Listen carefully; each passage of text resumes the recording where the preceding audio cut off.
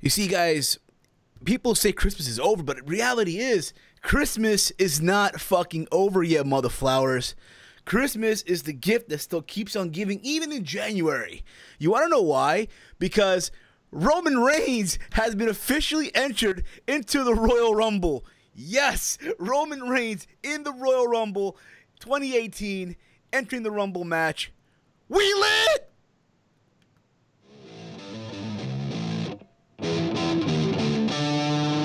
And now, you are listening to the Team Heel Podcast, brought to you by Spreadshirt.com. Team Heel Podcast.spreadshirt.com.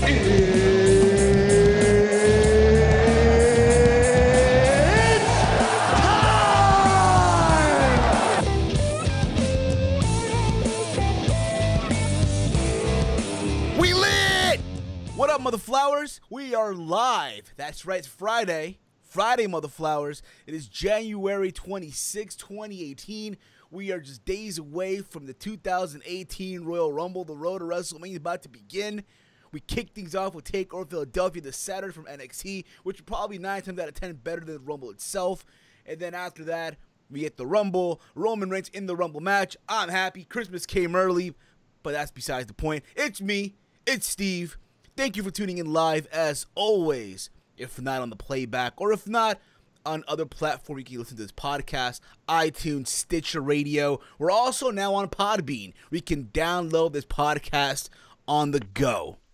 But as always, I'm not alone. I'm here joined by 3 awesome people. That's right, 3 awesome people. I'm here joined first by my brother from another mother, from the mean streets of Bridgeport, Connecticut, Mr. Steal Your Girl himself, Walter. Walty, how the fuck you been, buddy?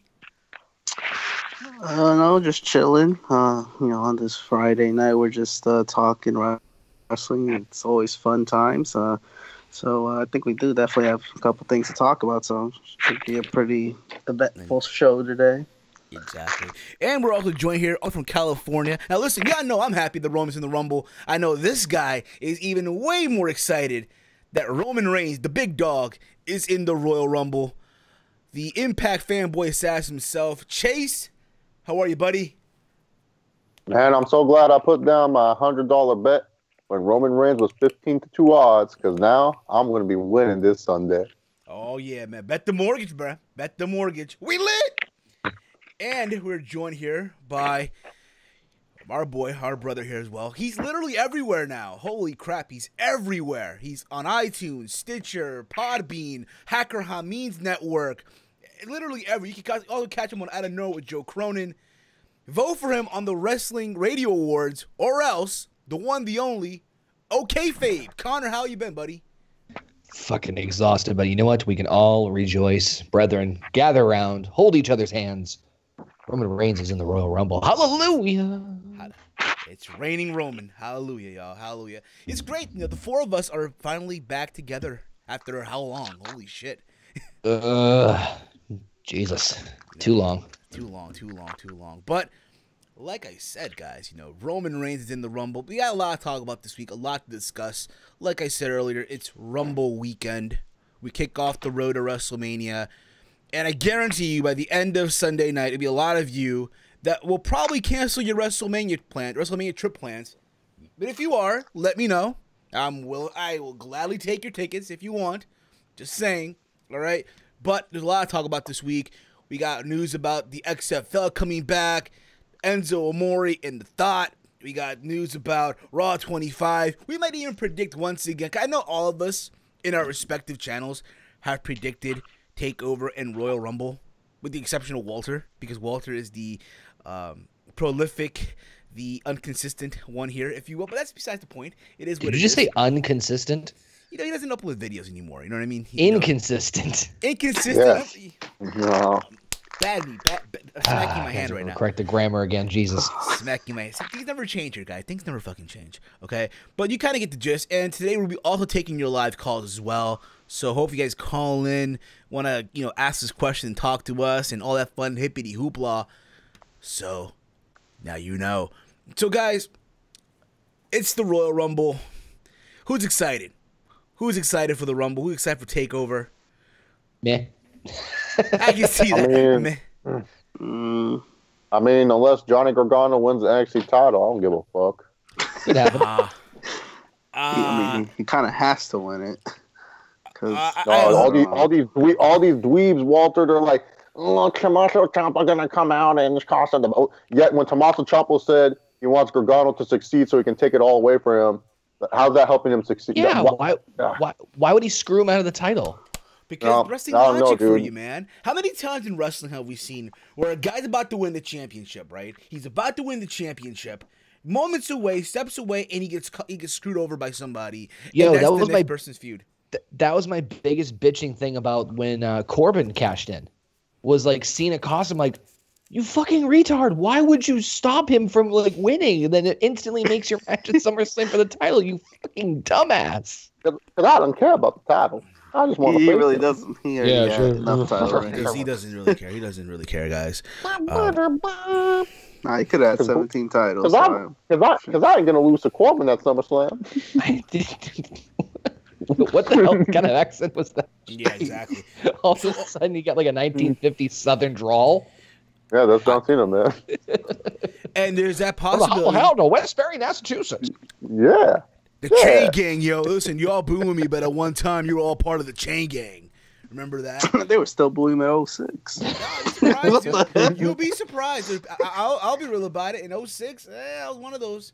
I was part of the Chain Gang. They were booing him though. Like there was barely anyone in that Chain Gang. That lasted in 05. Okay, no, WrestleMania by May 22, they started booing. After he beat Triple H, that's when they started really booing him. No, what? No, dude, did you not watch New Year's? Did you not watch New Year's Revolution, where he people were cheering Chris Masters over him? I was young. I was young too, but I did rewatch. I don't know why, but I rewatched WrestleMania 22 the other day. Oh my god! When he got I think Chase is right. Like, crazy. when the fuck ever did they ever cheer for Chris Masters? No one even cheers for Chris Masters in 2018. No one. They're cheering for Chris Masters over him. Exactly. Carlos literally cut a promo the night before saying that he wants us to lose the war and stuff like that, and he hates America. And they were cheering him. I can remember that now, and it's fucking hilarious. Remember the Un-Americans? Remember No, he's saying Masters cut a promo against the war, saying, No, Kurt Angle did, and they were cheering him. I'm just saying Chris Masters was getting cheered. But no one likes. I don't know why people started hating Cena. That's like a whole conundrum in itself. Conspiracy. Oh my god, too fucking funny. It'll always be in the wrestling, mystery. Like, why? Why? Yeah, even WrestleMania 22, like it was crazy. He got booed, and it was his first title defense. Well, Mania. want to give a quick shout out to people in the chat. Stony Balls, Raheem Isaac, Weston, and also a new listener here, Mr. Punk Him Out. Thank you all for tuning into the chat. You guys are awesome. But let's get into this next Rumble. We'll start off with TakeOver, shall we? We have there's 5 matches on the card, 5 matches, right?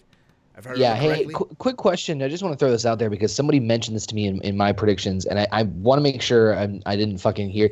Did they ever announce that Cole and Black is #1 contenders? No, it's just ECW. Okay. They were saying it he's possible title contender, but they never really made it official, I think. Okay, I think that's just like a WWE thing, where they're like, oh, you got to think that one win away, that they're next in line. Okay. I think it's a WWE thing. It's like a Renee Young talking point. It really is. One would think that a victory here will make them in the contention for the NXT Championship. Yeah, Dash Up once says, saying that backstage. By the way, did you guys hear the Triple H conference where he's like, he announced one of the matches that we're going to talk about on the conference call, which I thought was kind of funny. But I also thought he's like, yeah, we're doing the Extreme Rules match with Adam Cole and Aleister Black. Extreme Rules has nothing to do with the fact that we're in Philadelphia. Bullshit. There'll be ECW chance and all that fun stuff. Come on, it's going to happen. But they're gonna be ECW chants. Gonna be this is awesome. Yeah, but to blatantly say this had nothing to do. We're not here to honor. We're here not to think about the past, but to look to the future. Yeah, that's cool and all. But you can't tell me that there was some fucking inkling of an inclination of, hey, let's just make an Extreme Rules match because come on, you don't have to say that's the pivotal reason, but don't give us a BS reason saying it had nothing to do with the fact that we're in Philadelphia. I know. Come on. Yeah, because it's not like Black and Adam Cole hate each other so much that we needed an Extreme Rules match. This could have been a regular match. it happened to be a Philly street fight. Like, Yeah, you're gonna tell me it has nothing to do with it being Philadelphia? No, why would it? I mean, anytime there's an Extreme Rules match, I just call it an ECW match because that's what it is. It's just an ECW match. God Well, damn, no, we gotta remember, if there's ECW match, gonna be people jumping off high buildings and gonna be fucking forks. Yeah, and and shit who the fuck are we watching? Adam Cole. There you go. I know, right? Baby. So let's get to let's start with Takeover. Let's start with Takeover, and then work our way, to the Rumble and all that fun stuff. Like I said before, I know all of us did review predictions in our respective channels, what have you. So this would be like more rapid fire, if anything. So Boom. we have Cassius Ohno versus Velveteen Dream that was added literally after Velveteen Dream versus Gargano. Which, by the way, I recommend people go out of the way watch that match. Out of the whole show of NXT this past week, watch that match. The rest is skippable, in my honest opinion. But after the So match, like every other episode of NXT. to an extent, I guess. So yeah. Damn. So Velveteen Dream's walking backstage. He's like in pain, whatever. And Ono's like, "Oh, see, I told you it wasn't that easy, huh?" And then I guess he shoved him. And that's how they have their impromptu match at Takeover. I didn't even see that.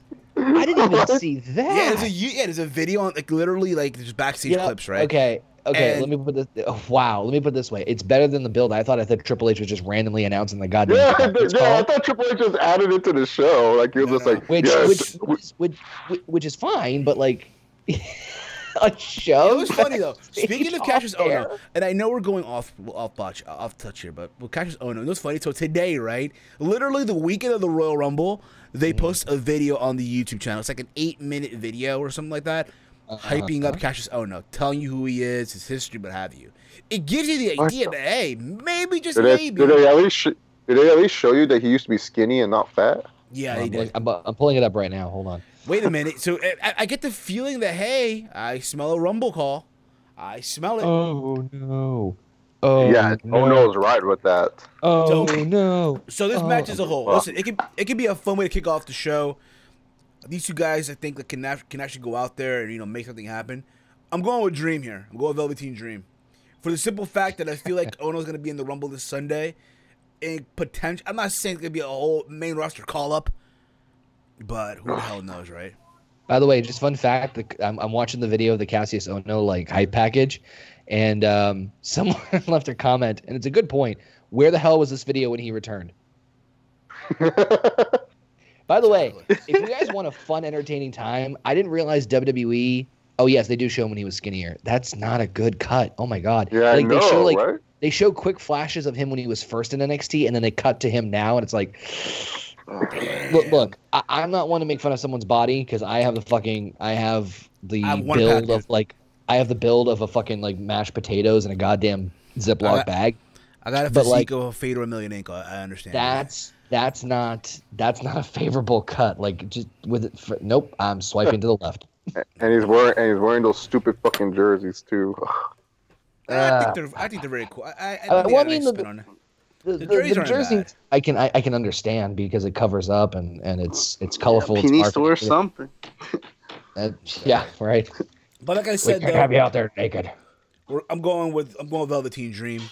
I really wish, honestly, I said this before. I said this in my prediction videos. I don't know about you guys, but I really wish, in a way, NXT had a mid-card. I know JD also said it too on his videos, and Solomon said it on his podcast as well.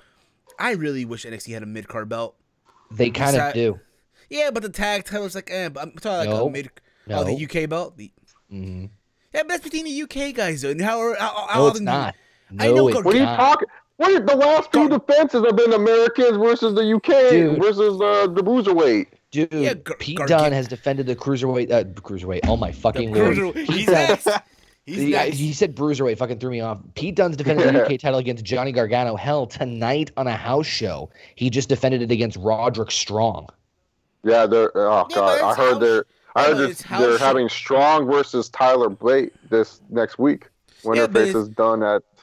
Yeah, but it's house shows and it's that could be fun. But it's house shows. Shows though. I mean, the fact that it's the fact that it's a UK title. I mean, it's it's kind of like becoming the European Championship, but with actually more fucking prestige in the sense of it's just where it originated from. It's not necessarily segregated to those in the UK. So, which actually, honestly, I'm fucking stoked for because it gives first off, love the fucking belt. Obviously, I think it's like the sexiest. Yeah, that's the best. That's the best design belt they have. And if they do it like that, that puts over a lot of the UK guys. And if they're not going to have their own live show, fucking why not? If they're going to have killer matches for this thing and put the belt over, if anything else, I'm totally fine with that. Isn't Pete Dunne facing Osprey soon? Like they're it's going to be like I think they did already. They did already. I think they did. I know Osprey. I know Dunn had a match with Aries a couple days ago. Yeah, in Canada. The first time that the Impact champion faced a WWE champion. That's the build-up and all that. Yeah. Wow. Oh my God! I forgot Austin Aries won the Impact title. I know. Shit. You just picked it up. Oh, look what's over here. Dun, dun, I totally forgot. I know. So, but Walter Chase, we can all agree again. Is Velveteen Dream over Cassius Ohno? Yeah, there's no point of Cassius Ohno winning this match, to be honest. But the video package. That video package, Walter. The video package. I didn't see it, so maybe I'll change my mind, but trust me, it's hard clearly to miss. you got to build up the younger talent, right? The young talent. I think kid. Dream needs the win more than Ono does. Exactly. Yeah, because he didn't win last time, so. Exactly. We then have Aleister Black versus Adam Cole. Baby. An Extreme Rules match, a.k.a. in Chase's words, the ECW match. It is. He's not wrong. It's the ECW match, yeah, in Philadelphia. There'll be the ECW chant. There'll be, this is awesome. Here's the thing. I hope both guys come out there not in their ring gear. If it's an Extreme Rules match, come out there in jeans, a tank top. What the fuck is Black gonna come out in? The black suit? tape. The black tape. You know what I'm saying? The black wrist No, but tape. we've never seen Aleister Black outside of his ring gear in a suit. That would make no sense. You're gonna have him fucking come up on the fucking coffin, rising out from the smoke in a goddamn street clothes. No. All right, Adam Cole. All right, he's Adam Cole. He would look homeless if he came out like that. Yeah, I know, right? Like Adam Cole already looks like a Starbucks barista person. Why make it worse? Have him wear a green apron to the ring. Yeah, exactly. That'd be great. With a fucking visor and shit. I think that people forget that Adam Cole is actually a really good hardcore wrestler. Like he's an underrated hardcore wrestler. Like I'm not saying he's the best, but I think this is match of the night for sure. Like I know everyone looks at Gargano and CN for what they did at Brooklyn not too long ago, but I think this is match of the night. Like I think I've never seen Tommy End. I'm not going to use his slave name or whatever. Whatever these cool kids. Not even the name of Good boy, Chase. Good for you, Chase. No, but I'm not I've never seen Tommy End or Aleister Black do a hardcore match, but I've seen Adam Cole do plenty of hardcore matches, and they've been pretty good. So yeah, I like this matchup. I think it's going to be good.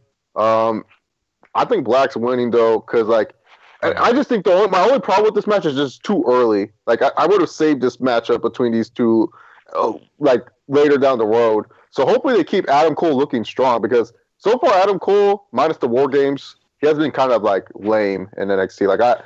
He's been all right, but he hasn't really done anything that I wouldn't see him do as a mid card or Ring of Honor. No, I agree with that. That's actually the reason why I think Cole's going to win, because I think he needs that big high-profile win on TakeOver. I mean, yeah, he had War Games, but it really was more. I feel like the focus was more on the teams than it was him as an individual. Yeah.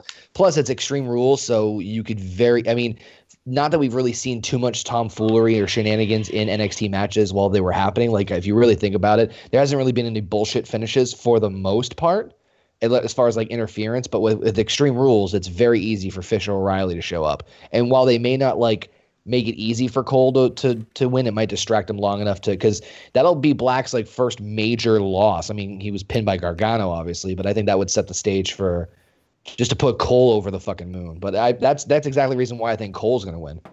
Me too. I think Cole. Yeah, that's a good point. I definitely could see Adam Cole winning. I just feel like they're on the Aleister Black train. He's going to face off for the title at the WrestleMania weekend. So I just think that they're on that train. But yeah, no, Cole winning I wouldn't bug me. I just don't like how early this match is happening. That's my only thing, because I feel both guys right now are in a weird situation where it's they shouldn't take a loss here. Like, both of them losing was just kind of weird to me. Like, one of them losing is kind of weird, but hey, it's going to be a good match. So for all you people that like these wrestlers killing each other, there you go. What about you, Walter? Yeah, what an interesting match for sure. Yeah, I mean, they could have probably had different feuds. Yeah, I do agree. Like, it's kind of weird how they're facing each other because they had a match, and Aleister Black won that match. But I think Cole should win. He needs to win his, the big singles match, and this might be it. Ending the undefeated streak of Aleister Black, which I don't think he needs to lose either. But if we had to go with a winner, I think Cole kind of needs it a little bit more. So fair enough. And then we have here the tag team title match. We have Bobby Fish and Kyle O'Reilly versus the Authors of Pain for the tag team championships. I said it in my video that I kind of wish here, because think about it too, right? Sanity was due a rematch, and they had that whole thing where Sanity got attacked before the match took place, and Strong and Black replaced Sanity. I would not mind seeing a triple threat, if you will. You can add Sanity final minute, because again, they're due a rematch. You know what I mean? Just throwing them monkey wrench, if you will. But how the fuck are you going to top War Games? I know the belts weren't on the line, but like, there's no way you're going to top that. I think that this is just a one-off for Authors of Pain. I think they're going to get called up after Mania weekend. I think what's going to happen too is this. Like, this is what I think is going to happen. They're going to have the match, right? And they're going to do this whole thing. There's a possibility that the War Machine will come out and attack the Authors of Pain. Yeah, I'm pretty much in the same boat with you on that one. I think that they're gonna do something to get the attention of Authors of Pain. They're gonna have a match, and War Machine's gonna be put over by Authors of Pain on their way out the door. That just makes sense to me. Like to replace them as like the new powerhouse tag team.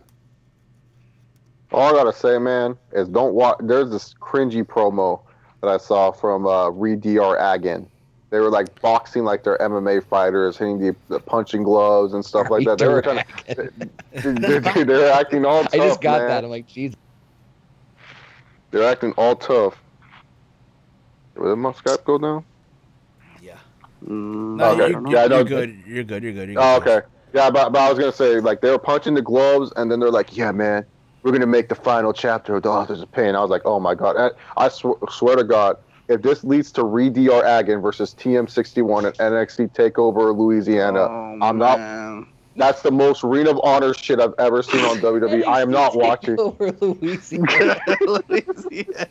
Game State War. That's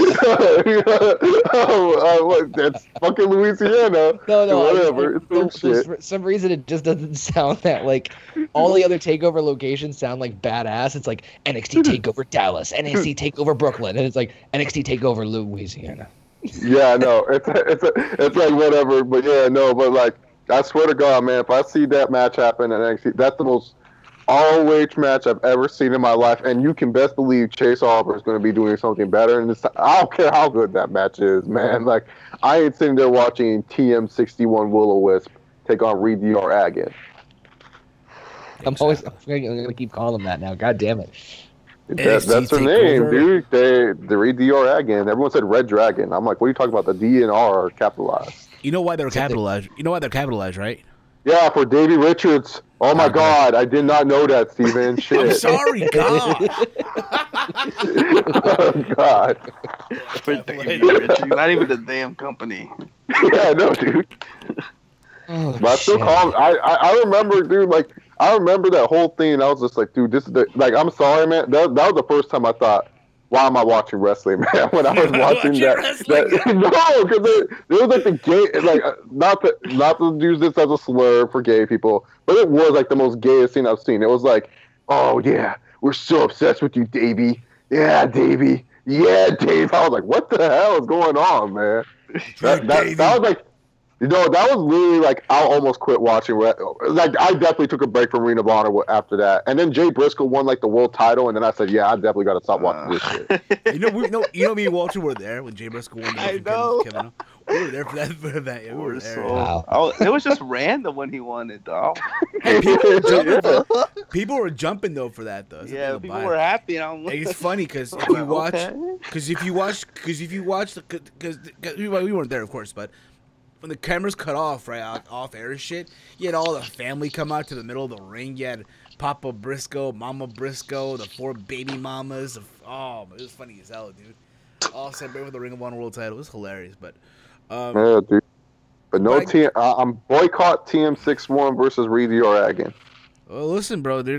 TM61 are coming back next week to take at NXT. So hashtag free the Street Profits. Oh no! I love the Street Profits. I can't stand. Yeah, I know. Free them, man. I like that they use Team Bad's theme song. Oh my fucking god! They actually did. Did they really? No, oh my god! They have Team Bad. They have Team Bad's theme song. Oh my mind's been blown. Swag. Yeah, that's Team Bad. Oh my fuck! Listen, the one team I have a lot of hope. The one team at NXT right now I have high hope for, and I think I said this in my videos before, is Sabatelli and Riddick Moss. Yeah. Oh my god, dude! What? Yeah. That's machinery. No, I'm not. No. They're the rich guys that look good. The former football player. I think so. Yeah, he was on Breaking Ground. Oh yeah, dude. They remind me, and I said this they remind me of a throwback Power and Glory. I don't know why. you know what? They should just get Buddy Murphy and Wesley Blake back together, man. Blake and Murphy. Yeah, why? I thought they got split fired. them up?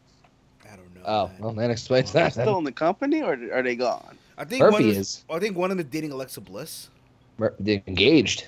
They're engaged, yeah. Gage, that's Don't what let all the he's fans still know doing. that. What the hell is he gonna do? Raise the pig? I don't know. Raise the Yeah, dude, they have a They're blind crazy. pig named. Yeah, don't they have a deaf pig, Larry Steve? Right? Oh, man. She said that, right? Yeah, I think so, yeah. So, we can all agree across the board that Red Dragon will retain, Undisputed Era will retain the belts here. So You got it. we then have yeah, of course. we then have for the women's title, Ember Moon versus Brock Lesnar. Oh, man. I'm sorry, Shayna Baszler. This is going to be the worst match of the weekend. I know. You think about it in the video. I'm like, in the video that I did, I'm like, you know what? Ember Moon's just a placeholder right now, transitional champion. Wait, For who? what? Ember Moon Oh, for this, because the Yeah, ratings for on sure. Yeah, the sure. ratings Wait, on the ratings on the Winning, wall. watch. What? The ratings on the wall, Wait, man. Come on, you mean to tell me? wait, you really think that Shayna Baszler is going to be Ember Moon this weekend? Something tells me it's gonna happen, dude. Something tells me, yeah, it's gonna happen.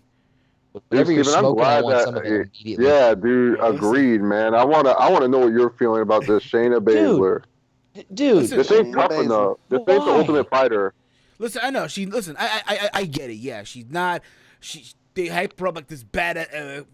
Bro, she wasn't even in the top 10, or if she was like in the lower. Okay, Well, Shayna Baszler back in the good old days, Steven, if we're going to go indie-rific here, used to be a pioneer of the MMA women's division, okay? Oh yeah, back in the UFC days. Remember? But- No, dude. What the fuck are you talking about? She used to be a top 10 women's fighter before Ronda was ever a thing, so fuck off. So, but the thing, like, I don't get, like, I'm not against Shayna winning the title, just not now.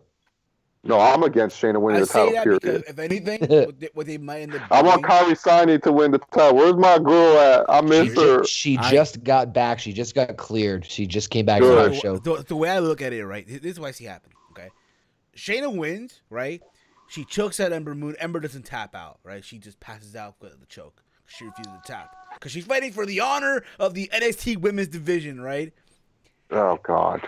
And out comes Kairi Sane at the end. You mean to tell You me? know, Steven, there's this company. It's called Ring of Honor. They have their Women of Honor belt coming. That's the honor belt. Look, This dude, is the listen, NXT Women's I title. get what There's you're no saying. honor in this belt. And I get what you're saying, dude. But again, I know you don't watch NXT, but this past week, right? They pretty much did their version of Max Kellerman's Face Off, right? It was Shayna Baszler, Ember Moon, and Percy Watson of all fucking people, right? They played the dramatic music in the background. No, I'm going to be honest. Why does he still have a job, man? He's terrible on commentary. He's so terrible. I miss the days of Percy just being reamed by fucking. Oh yeah. I love it when Corey Graves just reams the fucking like Percy Watson or Byron Saxton. I fucking love it. It's like shut the fuck up. Shut up, Byron. No, dude, like it. You know what, man? He's hearing Percy Watson. I want to boot up NXT TakeOver Redemption, the one that lasted 100 episodes, and see how long he lasted. Oh, wow. Why did they even bring him back? Like he's pretty useless, honestly. Yeah, but there's no way I think Ember's dropping the belt. There's no they fucking because why would they have her as a placeholder? That makes zero sense. I wouldn't be shocked. Because you think about it, right? I mean, I don't know. do you really want to see Kyrie versus Ember right now, or would you rather see Kyrie versus Shayna 2? Why? Why would I want to see Kyrie versus Shayna? Like the first one. Why don't Yeah, basically. Yeah. No, look at it this way. We've already seen like even if we did want to see Kyrie versus Shayna from the Mae Young Classic, it's the same fucking story. Kyrie's the underdog. Shayna's coming to the champion. And like we're getting a fucking repeat of the goddamn Mae Young Classic. That's just the championship. If that was the fucking case, they would have fucking done that at the Mae Young Classic. Why would they fucking drag it out and have Ember win the title? It's fucking that doesn't make any sense. Yeah, and by the way, Steven, someone needs to be Ronda Rousey's actual wrestler because Ronda Rousey's not going to actually wrestle all the fucking time. So why would they give this women's belt to Shayna Baszler when she's obviously getting that main roster call up soon? Yeah, no, just get. This is just a carryover until Kyrie's healed. Kyrie versus Ember is the big match. Let's hope so. Now listen, now if by some miracle now, if Shayna Baszler ends up winning the belt, shit, she wins the belt. Dude, if she wins the belt, Steven, I don't know what I'll do, but I'll definitely give you props on that one because that's same here, man. That's the weirdest prediction because I do not see that. Like I see shit coming miles away, man. I do not see Shayna Baszler holding that goofy belt. That goofy belt. I will say this though, if you look, you know how they do like the video animation for like the still image, it's fucking creepy when they do Shayna's because it's like, you know, you usually see like them standing and doing an animation, but with Shayna it's just like her in like a dark eerie alley. It's like fuck, she's gonna do something. With her fucking like pleather jacket and shit, yeah. She has Finn's jacket or whatever, yeah. Oh, it's fucking creepy. Shut up. I know. We're gonna talk about him later. Yes. I'm buying Chase the one size fits all Finn Balor club jacket when I get. Dude, I already have this fucking jobber jacket. I don't need no other.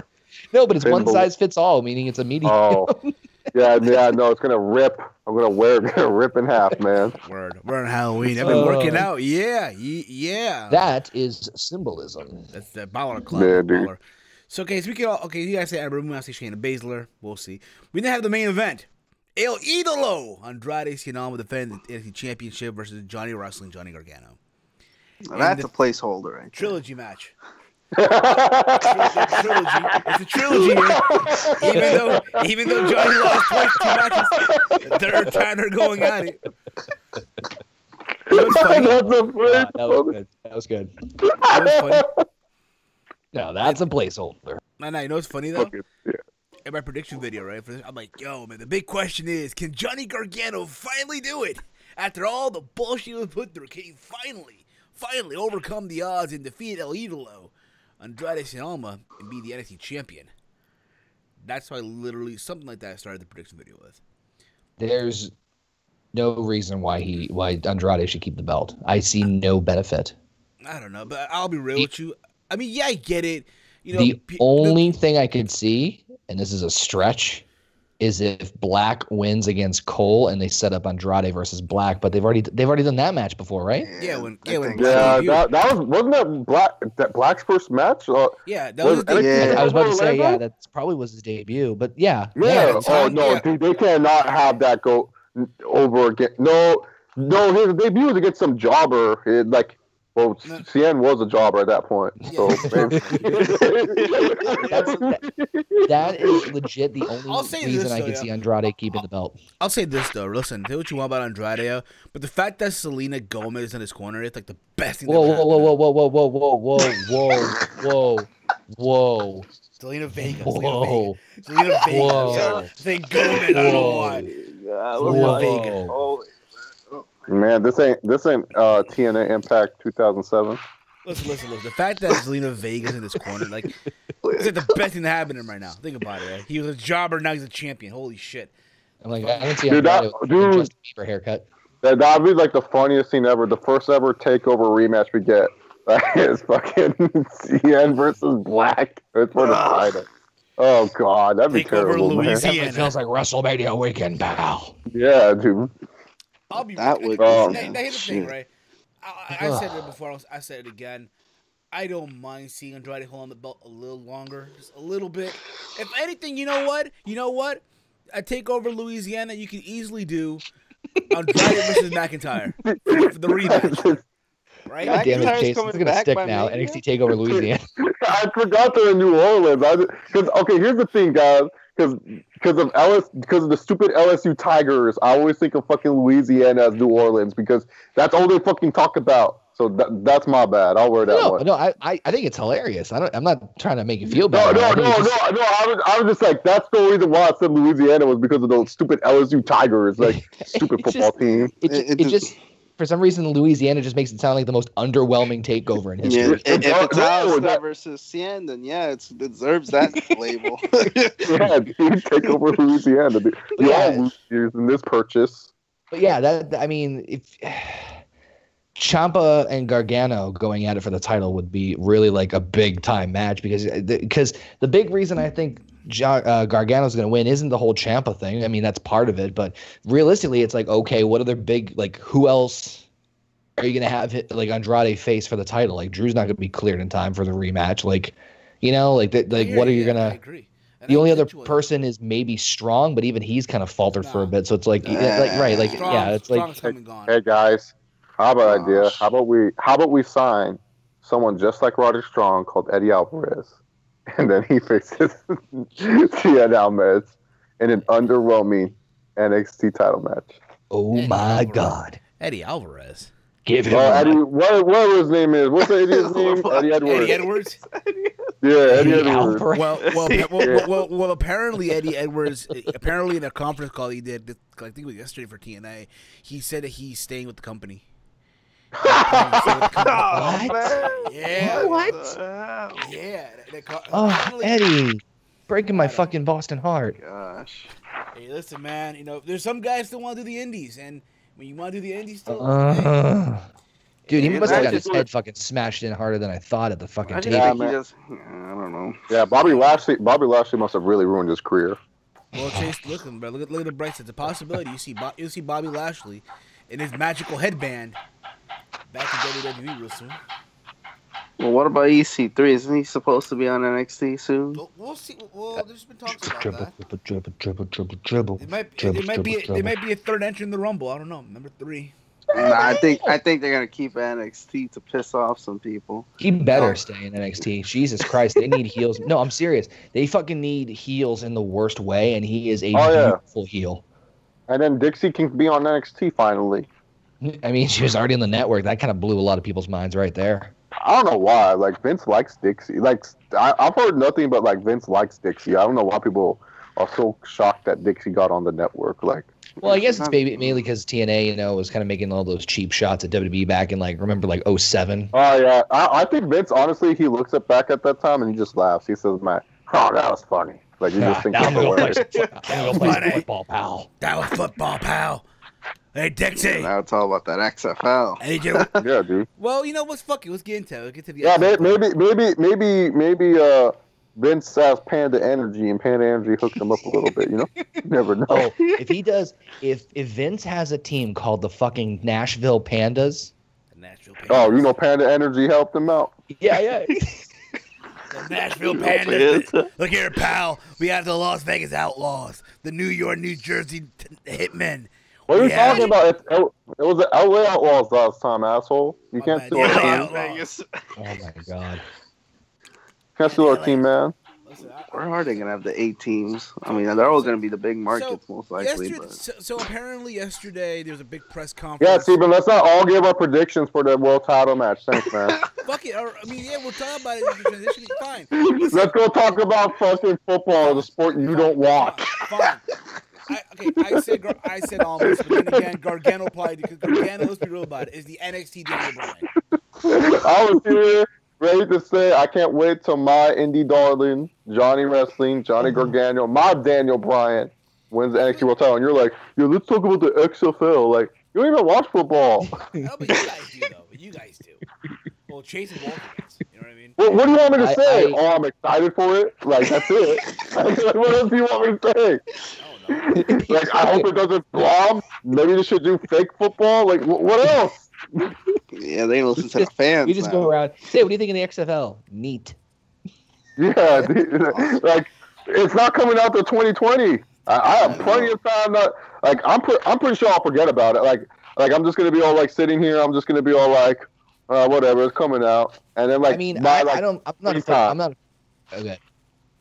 It'll come back. No, go on what you're saying. I'll just say by springtime I'll watch it because that's when I think they're gonna do it. It's during the I spring. think that's when they're starting. Yeah, like I'm not a football guy whatsoever, but the parts of it that are interesting is I want to see how it's different from the last time, and basically like Vince's like role with it and how if it's going to affect anything with WWE, which apparently it's not going to. But Jesus Christ, you got to give balls to Vince McMahon. I mean, say what you will about his creative, and the state of the product. I mean, fucking A, like he's 72, he can fucking retire and just do anything he wants. And nope, I'm gonna go fucking start up a fucking football league again. Like, yeah, he wants he never wanted to man. give that up at all. He wanted to keep No, that XFL. I think he like kept like blaming himself for the loss, even though I didn't realize the first one was a 50-50 split with them and MMBC. I thought it was all Vince, which now like when I watched the 30 for 30 and like learned more about like why it flopped, I'm like, holy fuck.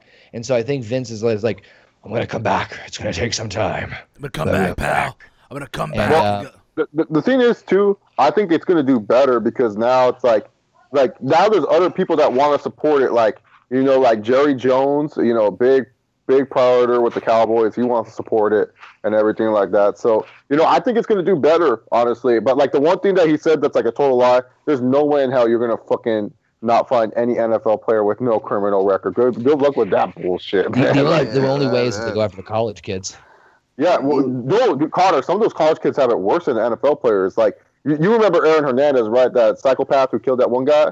Before he got drafted, he had a charge of having armed weapons, and he was only a 19-year-old at college.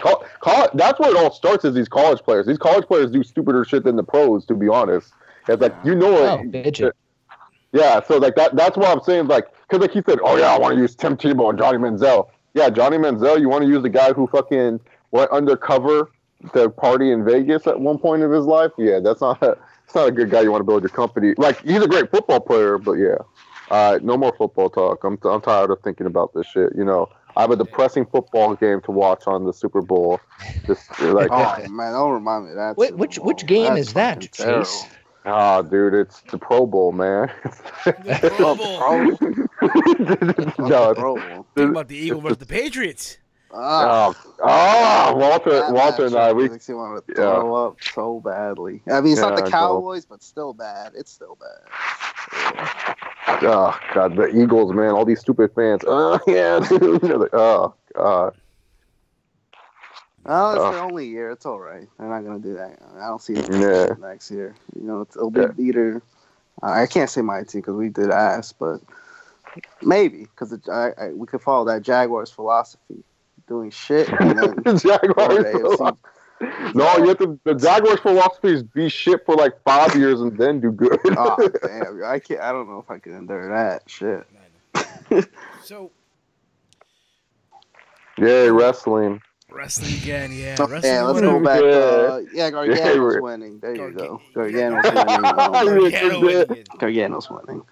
Oh, I thought we were talking about Code of Honor. Oh, by the way, since we're talking about random shit beside that includes wrestling, have you guys seen Wags Atlanta yet? No, that's the one with I got you. Brandy, Yeah. right? I think so. Yes, Yeah, Brandy Brandon Rhodes. Okay, so this is the most awkward thing I've ever seen in my life. So there's scenes where the husbands all sit together and they like to talk about, bullshit that's going on. And I'm just going to say this. All the husbands and boyfriends are black. Cody Rhodes sticks out like a sore thumb and everything like that. And it's like the funniest thing because so they have Steven, you know Deontay Wilder, right? Yeah, the heavyweight fighter. Yeah, the heavyweight. Yeah. Deontay Wilder's on the show. Bomb Squad. Yeah. Yeah. Champ. Yeah. Deontay Wilder's on that show, and they're like, "Hey, champ, what are you doing?" And then they're like, "Yeah, we got another champion, and that was Cody." And then Cody's doing this weird dance by the table, and they're like, "How you feeling, champ?" And he's like, I'm feeling pretty good." And you can just tell, none of the other husbands respect Cody Rhodes and what he does and stuff because he was trying to give advice, and they kind of just look at him like Brandy fits in well, but it just seems like Cody and Brandy are the boring couple because the whole point of the show, obviously, it's reality TV. They want couples that are fighting, arguing all the time and stuff like that. Cody and Brandy just seem like really their roles of the show is one of the girls will be pissed at something, they'll call up Brandy to hang out, and then it's just Brandy, I don't know what CJ's doing because he doesn't want to commit, and Brandy's like, one day he will commit. You're right. Brandy was right. One day CJ will commit. She'll just say 2 words, and they're like, "Oh yeah, you're right." What the fuck? But yeah, I just wanted to bring that up there. That it's a hilarious sight seeing Cody with all these weird ass. I'm trying to find it right now because that sounds hilarious. Oh yeah, it's Atlanta. So it's episode 3, Connor. It's Wags Atlanta episode 3. All right, I'm looking at that right now. Yeah, there you go. Oh, speaking of more random shit, I mean, this isn't wrestling related. Let me see. Hold on. Speaking of random shit, have any of you guys seen Super Troopers? No. A long time ago, but not recently. I can't tell you. Because they did a GoFundMe for a sequel. Oh wow. Oh. Yep. Oh, and the trailer came out. It's coming out, of course, and of course they time it this way. It is coming out on April 20th. Yeah, dude, the same day as Rampage. Shoot. So we tied 420. It back to wrestling anyway. 420, huh? Yeah, we tied it back to wrestling anyways. Rob Van Dam. Is he coming back this Sunday? I'll mark out. No, he's not getting cleared. Speaking of yeah, he has the Daniel Bryan doctors. So how about that Raw 25? This past How about it? Oh, don't fucking How know. about By the way, mixed By the feelings, way- people. Mixed feelings. Chase, I saw your post to Wrestling Soup about your suggestions. Spot Yeah. on of ways to improve Yeah. it. Spot on. Yeah, well, because this is stuff that I thought of, man. Here's the thing.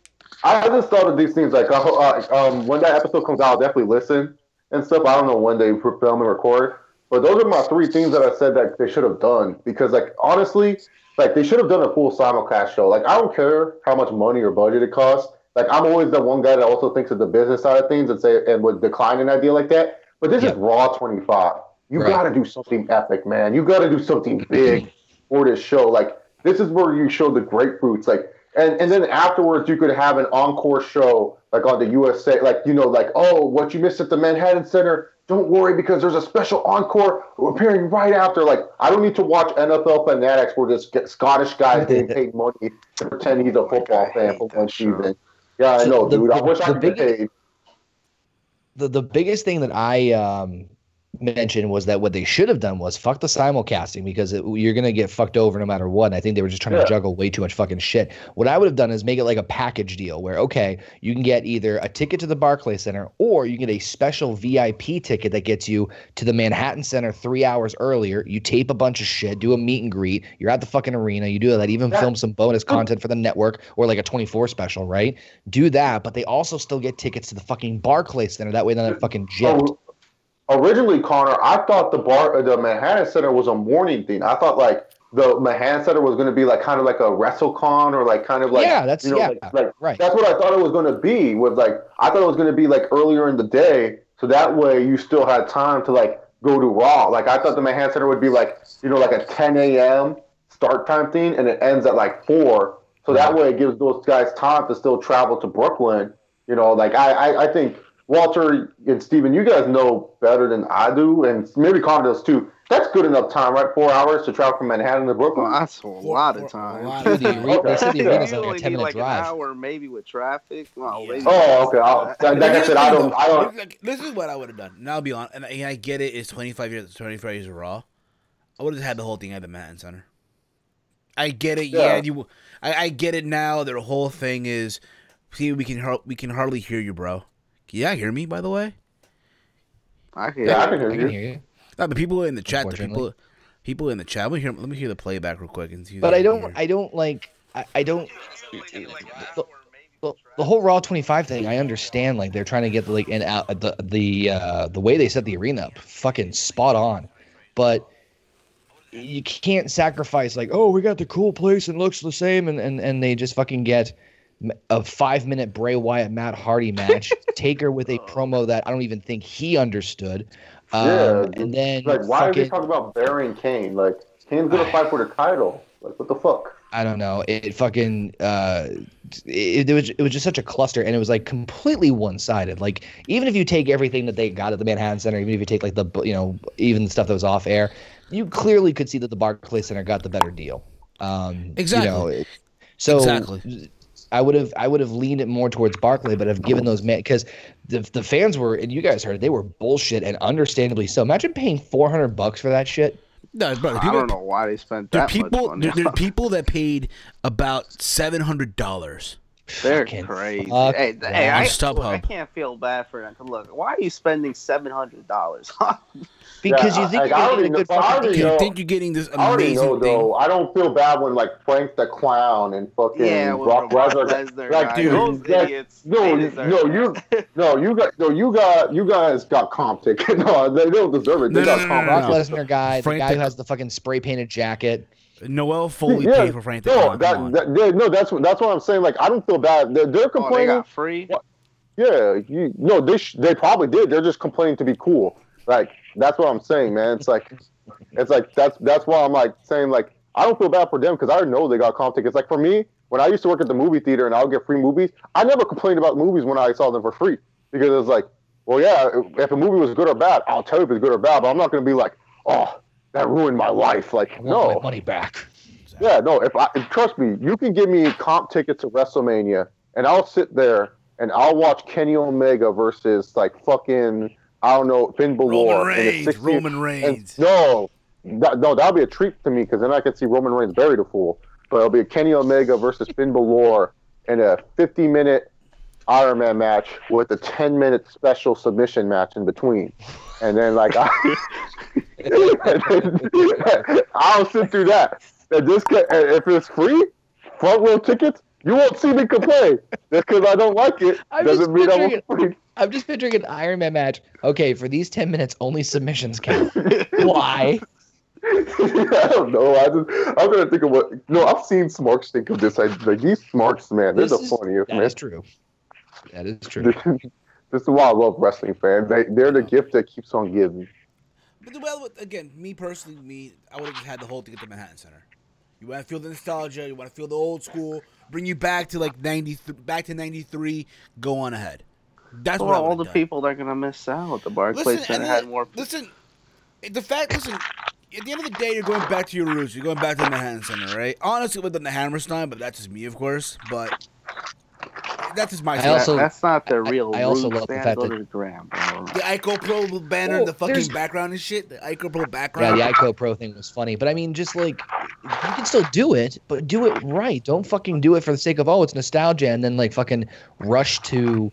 Like almost compensate them and try to like catch it up because obviously Barclays Center was prior focus. But at the same time, they should have known at the end of the day, WWE now their focal point whenever they come to New York is the Barclays Center. It's no longer is fine. It's no longer MSG. It's no longer the fucking the Manhattan. It's now the Barclays. It was never the Manhattan Center for a long time. Yeah, which is fine, but my point is that they could have done the Manhattan Center like me and Chase are saying. Do something at the beginning. That way you're not fucking over the fans who are there who paid like a good chunk of money, thinking they're gonna get a quality show at the ambiance and the grandiose of the Manhattan Center for coming back for Raw, and it's almost watching you're watching JR and Jerry the King Lawler fucking fall asleep on commentary waiting for the screens to stop playing. And on top of that, the and then of course the same day fucking Enzo gets suspended for possible rape accusations. You have Lawler yelling the word fucking puppies on commentary, like Puppies! you fucking idiot.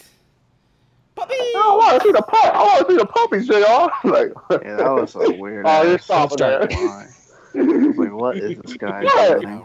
Yeah, you can tell Jerry Lawler didn't even catch it. He was just like, what do you mean, Jr.? I was just reading an interview. He was like, I was like, oh shit, I shouldn't have said that. Fucking Jerry. The only thing that would have been funnier is being able to see Enzo Amore backstage in the suspended in the T-shirt saying "Today's the best day of my life." And on the back, can't wait to see what tomorrow brings. Nah, you know what's funny, dude? Nah, you know what's funny? Fuck, we'll get into that in a little bit, but Drew Gulak is a picture, right? Like the same day or the day he gets fired, I think it is, right? It's a selfie of him and Nia Jax Wearing that shirt. wearing the shirt. Like, That dude, shirt. Wow. is it true that they're dating? Is that true, or is this like just a work shit? Like, I don't know. I don't. I mean, I'm not. What? Yeah, What? that's total I love. divas, guess. By the way, I day, think listen. Gulak's one of the underrated performers of 205 Live. Like Gotcha. he's really entertaining, especially like the house shows. He was eating up the heel heat. He was eating it up. It was fucking hilarious. Like he was like it was the funniest thing because the match I went to see, it was him and TJP in a tag match against Kalisto and Metalik, and Drew's thing is no high flying, and so he's fucking in full force. Like he's they're like getting up on top of the fucking turnbuckle going like lucha, and he's like yelling at them saying no, and like just doing these like at one point he like I think it was Metalik was doing like some sort of aerial thing, and he cuts him off and he just grounds him. He does like the whole airplane spin thing on the ground, and then he just gets up and beats his chest like fucking like King Kong. And he's like half the size of Metal. It's just fucking funny shit. Like I think he's really fucking underrated, and it was just really funny. Like TJP gets hurt, he goes, "No, stop, no flying. We'll take a break. Let's just take a break." And it was just really, really funny shit. I think he's so underrated in that division. Underappreciated. Hey, what happened to Hideo Itami?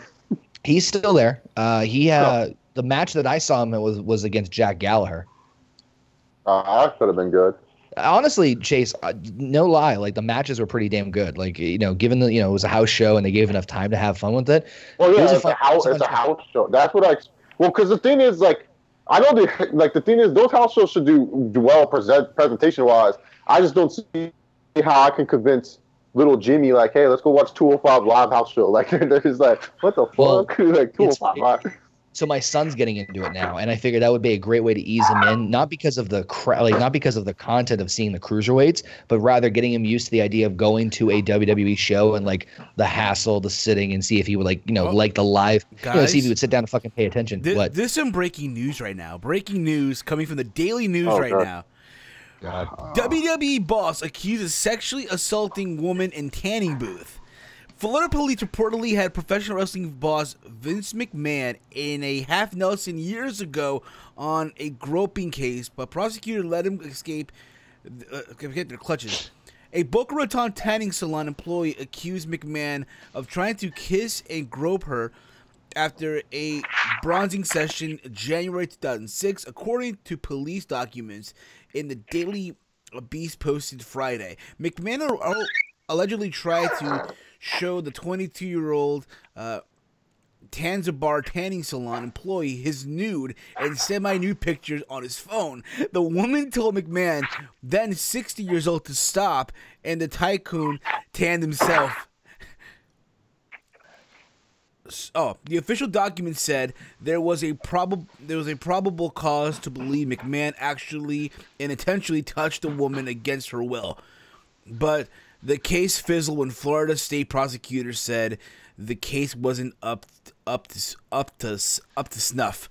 A Palm Beach County State Attorney Office spokesperson told the Daily Beast prosecutors to have to file at a higher standard, which is proof above a reasonable doubt.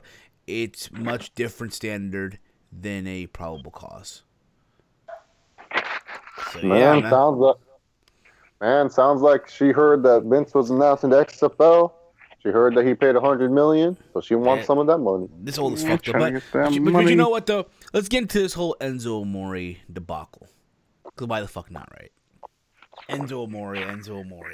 Man, I was talking about 205. I was having a good conversation about Connor with 205 Live. I want to know how his son did at the event, and then you had to go say this terrible news, Steven. So Connor, God how did your damn it. son handle at the event? So he was actually really intrigued. I was trying. He's starting to he knows the bigger names now. He loves Roman Reigns. Who doesn't? Yeah. He started to know like the big. He loves Lesnar too, actually, which is very interesting. I'm like, give it 2 years. 2 years. But he loved the show. Again, I knew I had a feeling the match, the house show was either be garbage or it was going to be fun because they were just going to let him have fun, and they did, and they just had some great matches. He was really excited. The funniest thing was, Woken Matt Hardy versus Bray Wyatt was one of the matches to obviously boost it up because they couldn't draw on their own, and my son was cheering for Bray. And Bray was doing this weird thing where like he would hit him it's a house show, so the matches would go slower. So do a move, gloat, do a move, gloat, do a move, gloat. You know what I mean? Like kind of air it out. And Bray was doing this weird like powerhouse thing where he Matt got like a clothesline, he would come out, crowd go pop. Bray would come back and hit like a clothesline of his own, and he would get up and flex his fucking arm. It was the weirdest thing. And in the white suit with the stripes looked like fucking Popeye. It was very bizarre. But my son was enjoying it. He actually got really pissed because Hardy won, and he didn't know what the twist of fate was. He didn't know what the twist of fate was. He's like, he fucking used, he didn't say fuck, but he's like, he used the RKO because it looks obviously like the RKO. And he's like, and he screams bloody murder. I've never seen him so mad. It was the funniest fucking thing. He's just like, no. I'm like, Ethan, calm down. No. They're everyone's doing delete. He's doing his arms like the Daniel Bryan no thing. It was fucking hilarious. Delete. Yeah. They're coming back to Boston at the end of March, and the funny thing was he also loved Enzo, so kind of segue into the Enzo stuff for a second. He liked Enzo because he was just so crazy and doing all the crazy dances and stuff, and we even bought the fucking wig because he wanted it so badly, and I was like, fine, it's your first show, whatever. And then lo and behold, 3 days later he's fired. Connor, that's how it starts, dude. That's how it starts. I remember when I was a kid, my dad took me to my first show. It was a house show at MSG 90. It was 96, right? And it was Bret Hart versus, I believe it was Mankind, right? It was Shawn Michaels versus The Undertaker. No, my bad. It was Undertaker versus Bret Hart, Mankind versus Shawn Michaels. I remember that. Yeah, that's a good show. Yeah, it was back in the day though, right? And I remember my dad bought me the belt. I thought it was the real, the real actual belt. But it was back then, the styrofoam. You know what I mean? That little plastic. Oh, it was cool though. It was fucking cool. That's how it starts though. And then next year you're gonna go. He wants the actual thing. It's gonna be fun, dude. It's so fucking fun. Yeah, I mean my only fear is I never want to force him to like the stuff I like. Exactly. And but that was kind of my biggest concern of the whole thing. But let me see here. But no, it was a good time. We're gonna try and go again in March. There's a house show at the end of March, which apparently now. These house shows have crazy things where you can get a VIP meet him backstage and shit. You can pay $1,000 and sit ringside and then go backstage and meet them, which I'm like, for people who want to spend tons of money to fucking go to these mega shows, the house shows, I always encourage people, like Chase was saying, the house shows are always a fucking blast. Always. Yeah. So if I always go to at least 2 house shows a year. I'm going to actually one in San Jose. My friends and I were going to go to the one in San Jose. The main event is, it's obviously changed now, but the original main event was Reigns versus Joe versus Cena for the IC belt. Oh, man. It's not bad. Mine's advertising Lesnar defending the title against Kane. Yeah, no, but that's I know. Yeah, But I'm like, yeah, that's cool. Fuck that. No, but if I can see Reigns versus Cena, because I'll tell you what, man, No Mercy, Reigns versus Cena, that's my new favorite match I've ever seen live. Holy shit, dude! The crowd was hot for that match. Well, the crowd was hot. It was more of the crowd, dude. The crowd was hot for it and stuff and I'll be dead honest here. I haven't watched that match still via No Mercy. I haven't watched the original video of it. I'm too afraid that's gonna ruin it for me. I'm just I still have that match pictured in my mind where just so if I can see that match again, I'll do it. I don't care, man. That match was yeah. But I mean, what I found out was that those house shows you can pay $500 to $700, which I mean sounds like a lot of money, but you get to sit right at the ringside area for the whole show. Which again, these matches are fucking awesome. They usually let them have their time, and then you go backstage and meet someone. It's and then they have the same thing, a collectible chair. I'm like, to be honest with you, as much as they're why would I pay $700 to go to a fucking house show. I'm like, well, if you think about like how much money you pay for a fucking pay-per-view seat, and the pay-per-views have been fucking blowing sometimes. No, I'm serious. Like, they fucking suck. So why would you waste money on a bigger show when you can get a smaller, more intimate experience and then meet someone backstage? To me, that seems much like a better investment, honest to God, rather than fucking going out and going to these, like, don't get me wrong, WrestleMania weekend with Steven and Matt was still one of my best wrestling experiences ever. But to go to a local show and have like a local house show, see great quality matches up close, and meet someone backstage for a decent price, really. Not that bad a deal. Yeah, no, and then also too, man, the thing about house shows too that are like very underrated is that like the wrestlers have more fun doing these shows. Like, and when you think about it too, like, you can tell. Whenever you listen to a podcast, how many times when they go like, oh, what's your favorite match? And a lot of them go, it's actually not a televised match. Some of my favorite matches are on house shows. Like Batista, his favorite match ever was him versus Rey Mysterio on a house show. Like, you can see some really good matches on a house show, man. Like, I remember, like, because I went to my first NXT takeover, my first ever NXT house. That was the worst house show I've ever been to, by the way. The NXT house show. Really? Wow. Yeah, no, it was bad. They field test a lot of guys, right? Yeah, no, that's why. It was like a bunch of jobbers that like that. Not even LA people knew. They're like, who is this? Like like Oni Larson came out. We're like, who the fuck is he? Like, what? Because like Oni did not even get any love, man. Like, it was sad. But it doesn't help when he comes down with like the biggest fucking sourpuss on his face with just one finger and doesn't do anything fucking else on the way down. The worst part was it was Oni Larson versus Lars Sullivan. So no one could tell who was who. What the fuck? Steven, did you tell Chase about we just a funny side story, speaking of Lars Sullivan. So me and Steven were gonna do commentary for like a 2K18 simulation of the Rumble, right? And he goes, who should we put in? And I gave him a bunch of names. And so we should throw in a couple of NXT guys as a surprise. I picked Lars Sullivan. Dude, Lars Sullivan fucking dominated and almost won the whole fucking thing. Oh my god. It was fucking hilarious. We're like, he eliminates another one. He eliminates another. What the fuck just happened? And then I did one last night with my friend Canadian Baseman who does Universe Mode with me. Fucking Kalisto eliminated Braun Strowman, Lars Sullivan. Fucking unreal. Like, he eliminated Bray Wyatt. I don't know what it is. So I think it was 2K16. Like, I was doing Universe Mode, and I was just I don't know, everyone's going to be like, talk about shit that's happening. We'll talk about other stuff later. Don't worry about it. It's a Team Mill podcast. So anyway, so here's the thing. Kalisto won the Royal Rumble like my first year. I was like, what the fuck? And then he won the championship, and he was and then all of a sudden, one of the news headlines was like, why Kalisto? Why? He turned heel. And heel Kalisto was unstoppable. He did not lose the title ever. Like, I don't know so I had to play against him. I was like, all right, I gotta see what this bullshit's all about. So I'm John Cena, right? And here's heel Kalisto, and then Kalisto kicked my ass. I was like, I couldn't believe it. And you know what's funny though? I love that shit. Yeah, no. So he's like dominating. And you know who takes the title off of him? A face singles run Jimmy Uso beat heel Kalisto. Yo, that happened to me.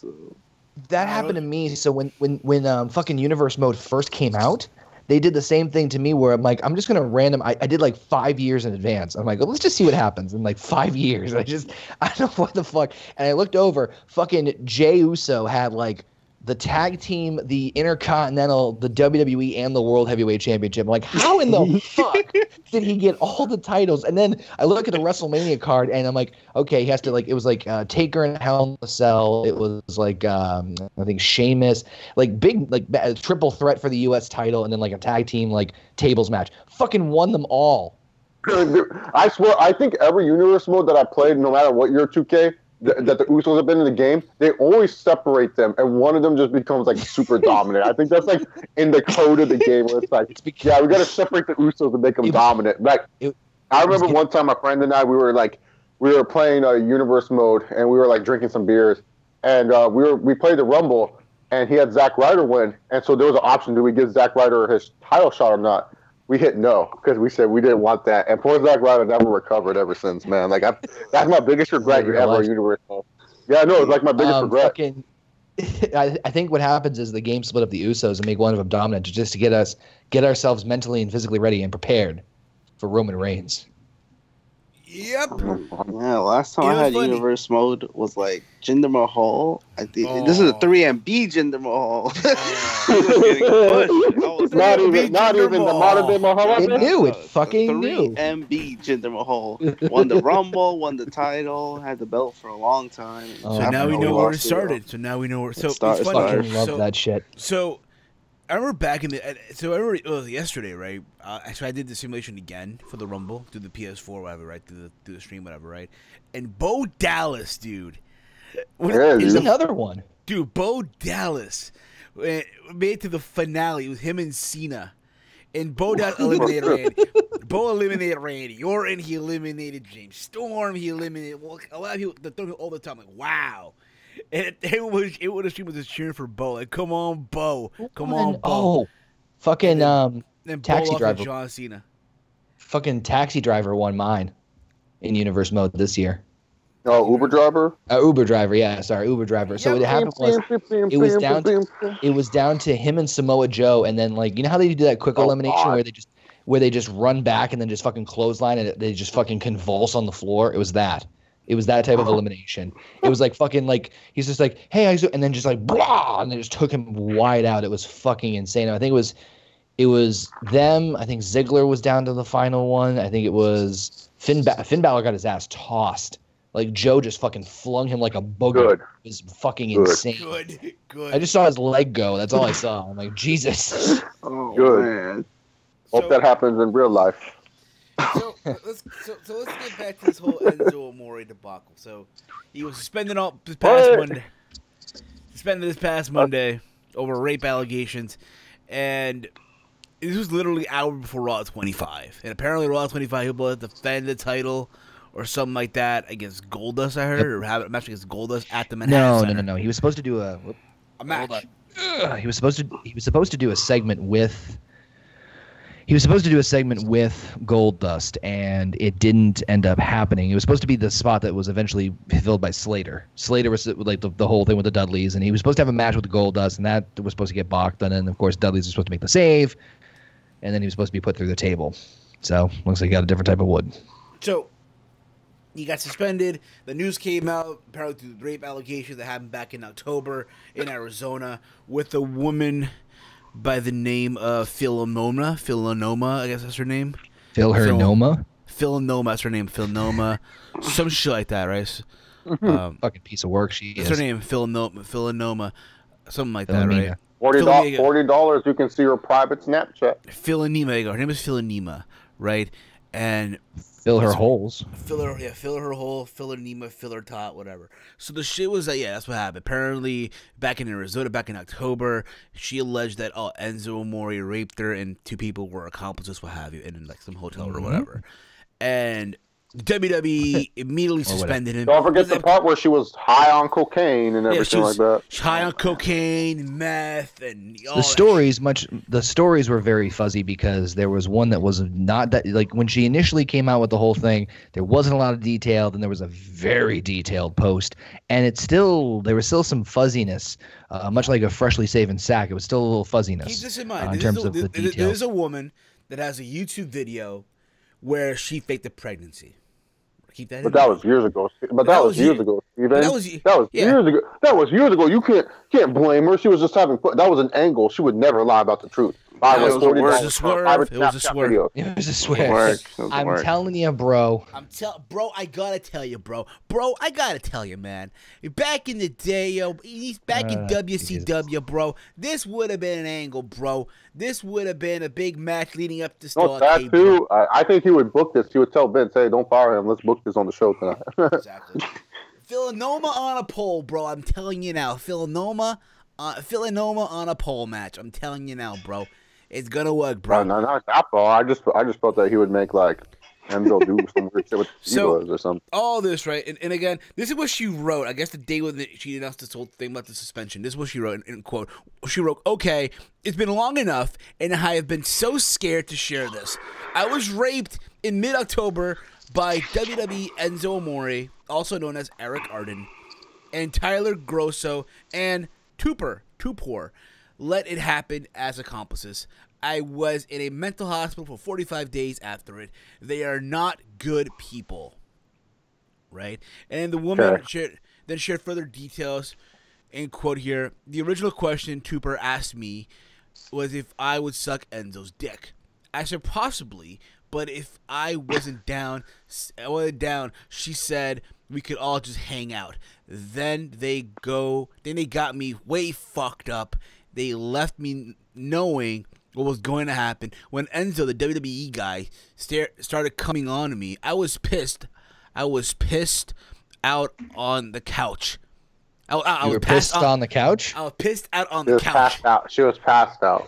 I'm sorry, passed out on the couch. I said, I won't. That changes the complexion of the conversation, Steven. Okay, see, this is right here. I want to get to know you first before doing anything. He replied, end quote, okay, bitch. Time out. I don't believe that shit. Oh, I want to get to you're high on drugs. Motherfucker.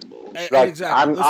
I'm not saying like, oh, I want to know. No, I'm like, okay. Listen, I've been to many house parties, all right, and hotel parties. My day, when you get drunk, shit goes down.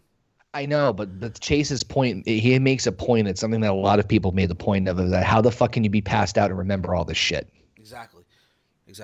So then he writes here, this is what Enzo replied with, end quote, Bitch, I have 1 million followers on Instagram. How you doing? You should be begging for this dick. How you doing? And then he restrained me, and it happened. I never would be this dramatic about something like this. No. But I want you all to know that I would have left if I could. How the fuck can you leave when you're passed out? I was in psychosis. I had no idea what was going on. Well, I remember bits and pieces. I remember bits and pieces, and I have constant flashbacks. My mental issues have been the worst ever, and I suffer from major PTSD from it. So, the thing I think of is, how can you walk away from it? I just think of that scene from fucking Wolf on Wall Street when the Quaaludes kick in. The Quaaludes, right? That's one of my favorite scenes, by the way. Just like and then they fucking kicked in.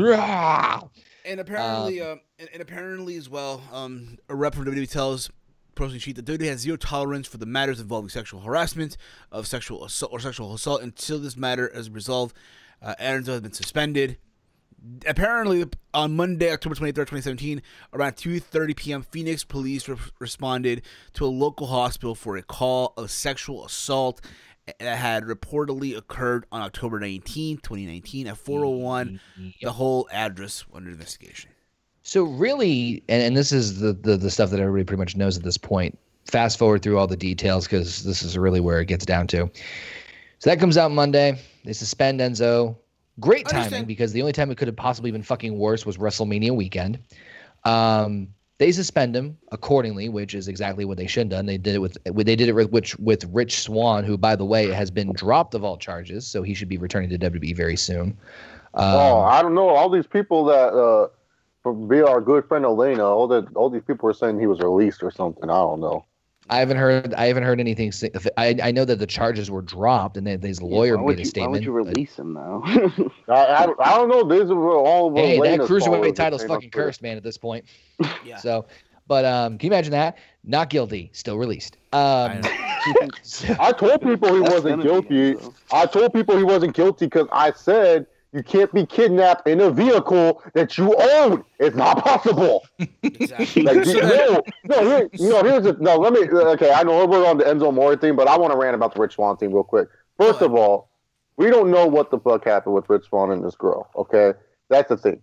And I'm tired of people saying, "Oh, blah, blah." No, shut up. We don't know. Okay, just like we don't know what the Enzo situation. But motherfuckers, what I do know is to read the state of law. If that girl technically owns the car, if that girl went to the house, it's not kidnapped. It's not a kidnapping whatsoever at all. And if anyone says, oh, his wife got beaten and everything like that, yes, I know most beaten women stay with their accusers and everything like that. But unless this happens again, then I don't know. But I don't think it would happen again. I just think it was a bad night, a bad situation that they had, and it led to that. But I'm just saying, I told people it's not kidnapping if she owns the fucking car, which she did. And if she goes into the house that they both own, if her name's on the credit, it's fucking something that's not kidnapping. It's like that. What was that one thing that Bram did to his chick and stuff like that? That wasn't even his chick's house, so I don't even know. But yeah, I'm tired of all these people, man. Uneducated fools, as I like to call them. So, no, I kind of agree with that. So with that being said, though, the reason that Enzo was fired on Tuesday was not necessarily the rape accusations themselves, but rather the fact that he knew about it. He didn't tell WWE about it. Yep, they didn't find out until literally the day of. It came out on social media. There's a clause in his. Yeah, like a zero tolerance. And apparently, I'm sorry, Connor, but apparently there's a morale clause in the company. Corporate website states WWE's ability to find, suspend, or terminate a WWE talent will not be, however, limited or compromised in any manner. Compromised in any manner in the event incredible evidence in such. Oh my God! Can you read? I'm sorry. All right, Connor. So you're saying because he knew about it, and so he didn't tell WWE that was like probably the main reason, because that's why I think that's why they released him, because that is exactly why. Basically, I mean, you can read the legal jargon, but I had to reread it a couple of times. It basically states that if the wrestler does anything that is outside of the law of WWE, but also falls under the jurisdiction. By the way, I just randomly tagged you guys in a fun photo on Twitter. Just go check that out. I can't wait. So if they do anything to compromise themselves or make themselves look bad or like scandalous or anything of that nature, they have to inform WWE. And if they don't inform WWE, or even if they do, WWE has the right to either suspend and or terminate the agreement at any point in time. So what WWE does when anything like this happens is that they immediately – did you just get it? I wish Hogan – I know it sounds fucked up, but I wish Hogan was next to a black person in this It's just so good. I saw it online. Hogan. Did you see who's next to him in the way far ahead? Yeah. But anyway, it all comes full circle. So fuck it. I don't know, just it's fucking funny. So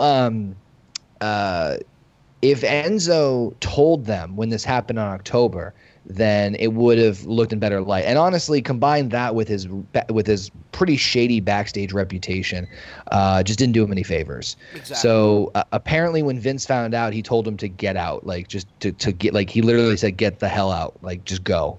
Like he was done, he was finished, because they were frustrated with his backstage antics on top of that, but that was more of a social thing. But even that on top of that, and then this comes out and he doesn't like inform them. It was just like, if Vince found it apparently extremely disrespectful, and honestly, I don't fucking blame him, because it's one thing to get in trouble, but it's another thing to not like, especially where if you look in the clause, the big thing is like not only could affect Enzo, like what Enzo did could not only make him look bad, but could also make WWE look bad by direct association, because obviously, even though they're independent contractors, he still works for the WWE. So it's like, it's a bad PR move, obviously. Exactly. So that's really what it boiled down to. Is that here's my take on this whole thing too. Okay, listen, whether he did or he did not, listen. End of the day, all the shit that's been reported about Enzo, whether it's him, being kicked off the bus on the European tour, kicked out of the locker room, bringing rats to the locker room to chill with the wrestlers, shit like that. Remember that story? Was it like early last year, where he went to the strip club in Jersey and he bragged about how much money he made, and apparently the stripper wrote like a blog on Twitter about how cheap he is. He didn't want to spend no money, whatever. That's what.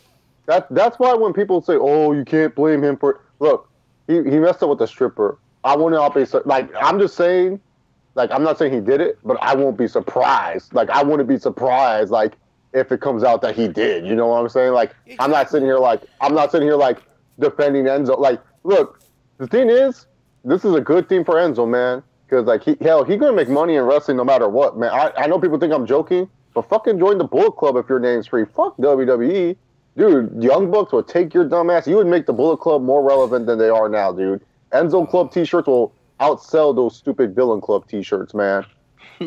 Enzo Club. And How you doing, club? How you doing? I don't know. But the point. No, it'd be Enzo Club. I was just saying, man. At the same time, though, look. At the same time, let's be real about it, okay? There's a guy who believed his own hype. He bought into it. He thought he was larger than life already, when in reality he was not.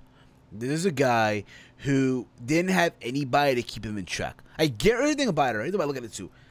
All these guys that were at NXT, you look at NXT is developmental, right? There's someone out there in NXT that has everybody in check to make sure these fuckers do not do anything stupid. That was Cass. For fuck's, but still, there's always for everyone though, for everybody in general as well. For fuck's sake, there was Dusty Rhodes was teaching people how to drive. Like I think he was teaching Tommy and Finn how to fucking drive, right?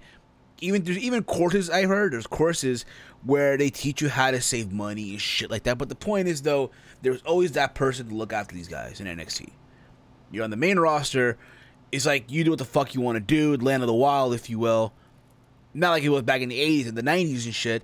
But again, here's a guy who butt into his own shit, and now look what the fuck's happened now. There's a guy who's real about it as well. Did not give a fuck about the business. Doesn't give a shit. In his eyes, Enzo Amore is fucking world star hip hop in a PG environment. That's the people he's trying to fucking affiliate with. You know what I mean? But at the end of the day, it's just one of those things where, you know what? Like Jay said, you know, look at this like a learning experience. And maybe at the same time be humble and shit. Now, our wrestling promoters are going to go out of their way to book them in indie shows? We'll see. Dude, what do you mean? Yes! If you're Ring of Honor, and once this motherfucker becomes free of his name, if WWE doesn't want to deal with him, I'm calling him up. I'm saying, hey, motherfucker, I don't even care if you wrestle. Just take 10 super kicks from the Young Bucks. That's money right there. Dude, this just in. Minus Eric, Cody, he's the biggest name. This just in. Eric Amore now debuting with Impact Wrestling. Oh, dude, that'll help TNA get 100,000 viewers to 500,000 easy. Oh my god! Imagine him in the X division. Oh, don't be the champion. Dude, he's gonna be Austin Aries night one. Oh my god, become the new champion. He'll be the Impact, the world champion. I tell you, how you doing? Be the active. He'll have both titles. But also, as well, but also, there was a video. I guess some random kid posted, trying to like show receipts that this girl posted, trying to set the whole thing up. End of the day, listen, I mean, it's hard to take serious a guy that wore a Sailor Moon shirt for 3 fucking days and claimed in the video he's fucking wearing boxers and shit. You guys saw that video, right? The guy starts off. Yeah. What are you gonna say? I most certainly did because I whenever see this is why I kind of like doing the what do you call it? I like doing the random wrestling podcast on the weekends because you know it gives me a chance to take all the news and like wait for everything to kind of simmer and all these fun things to pop in like moments like this. But I did see the video, but I hate to cut things off here, guys. I do have to hop up, unfortunately, a little early here, but I want to come on here and have some fun with you, and this was a treat for sure. For sure, Connor. Take it easy, buddy. Let them know they can find you, bro. The Random Wrestling Podcast. Again, you're everywhere, dude. You're fucking pretty much everywhere. YouTube.com/OKFabe or Twitter at OKFabe, Twitch.tv/OKFabe. It's pretty much the big ones right off the bat. I'm sure you'll find everything else on there too. So awesome having fun with you guys. Love you, Walter. Love you, Chase. Love you, Steven. Love you, Connor. Oh, man. Hey, Connor, you didn't hear my theme that I want to talk about. I want to say, dude, can you picture Stephanie McMahon? She's on commentary, and then she enters herself in the Rumble this Sunday. And she's sitting there. Stephanie McMahon. Oh, yeah, Stephanie McMahon. Oh, can you picture? I see that happening, man. I could definitely see that happening. It's like, oh, no one's at number 30. Well, I just haven't had my shit. I could definitely see that fucking shit happening. Yeah, no, I was laughing. I was thinking about that, man. Yeah, that'd be the greatest thing ever, man. especially if it's the last person. Yeah, why not? Yeah, I could definitely see that. No, dude. She had to come out there in the 2014 SummerSlam attire though. No music. No music. She just runs in. No, but the she'll get more heat that way. That's not the same ring gear. The same ring gear. Yeah, she'll wear the ring gear. Why are you wearing ring gear in commentary? No reason. No reason. Anyway, night, guys. Love y'all. Had a blast. All right, Connor, have a good one. Bye, Connor. Bye, OKFabe. Again, guys, you can check out Connor every single day on YouTube. at OK Faber. Vote for him for the Wrestling Radio Awards. Vote for him for Show of the Year. Because why not? But yeah, again, listen, we'll see where this whole Enzo Amore thing goes. End of the day, if he's in it, I mean, if at the end of the day, could they bring him back? I don't know. I don't think they will, to be honest. I think they didn't. That was a good. That's just a good reason to just not just let him go. To be honest, you know what's crazy too, dude. When they posted the whole, when they made it official by his release, you know when something gets released, they always say we wish the best of luck in all future endeavors. Now for him, nah, they didn't wish him luck at all, dude. They just said Eric Barnes gone. He's been released, and that's it. They literally why the fuck would they wish him anything? Like he was, like, no one liked him. At least CM Punk a future endeavor. Fuck, yo. Yeah, they said he could. He did it on my fucking birthday. Was it his birthday or wedding day that they released Punk? I forgot. One of the days he was bitching. He was like, "They did it on my fucking wedding day. Fucking pay me. Pay me, bro. Pay me. Where's my statue? Where's my statue? Hey, that's Seth Rollins. Why are you comparing? Yeah, why are you comparing? You can't compare Seth Rollins and CM Punk. I swear, yeah, we should make an intro where Punk says "pay me" and Rollins starts laughing at the statue. Where's my statue? Dude, that's my gimmick. I was like, "Where's the statue?" Every video, dude. Where's my statue? Where's my statue? I'm the man. The most of it. So. Let's take it to the streets, guys. I know it's a little late here, but let's take it to the streets. If y'all want to call into the show, the number's on the screen: 718-473-0813. Call in now. Yeah, by the way, guys, there's this pay-per-view called Royal Rumble coming out. Yeah, I got pay-per-view coming up for Rumble.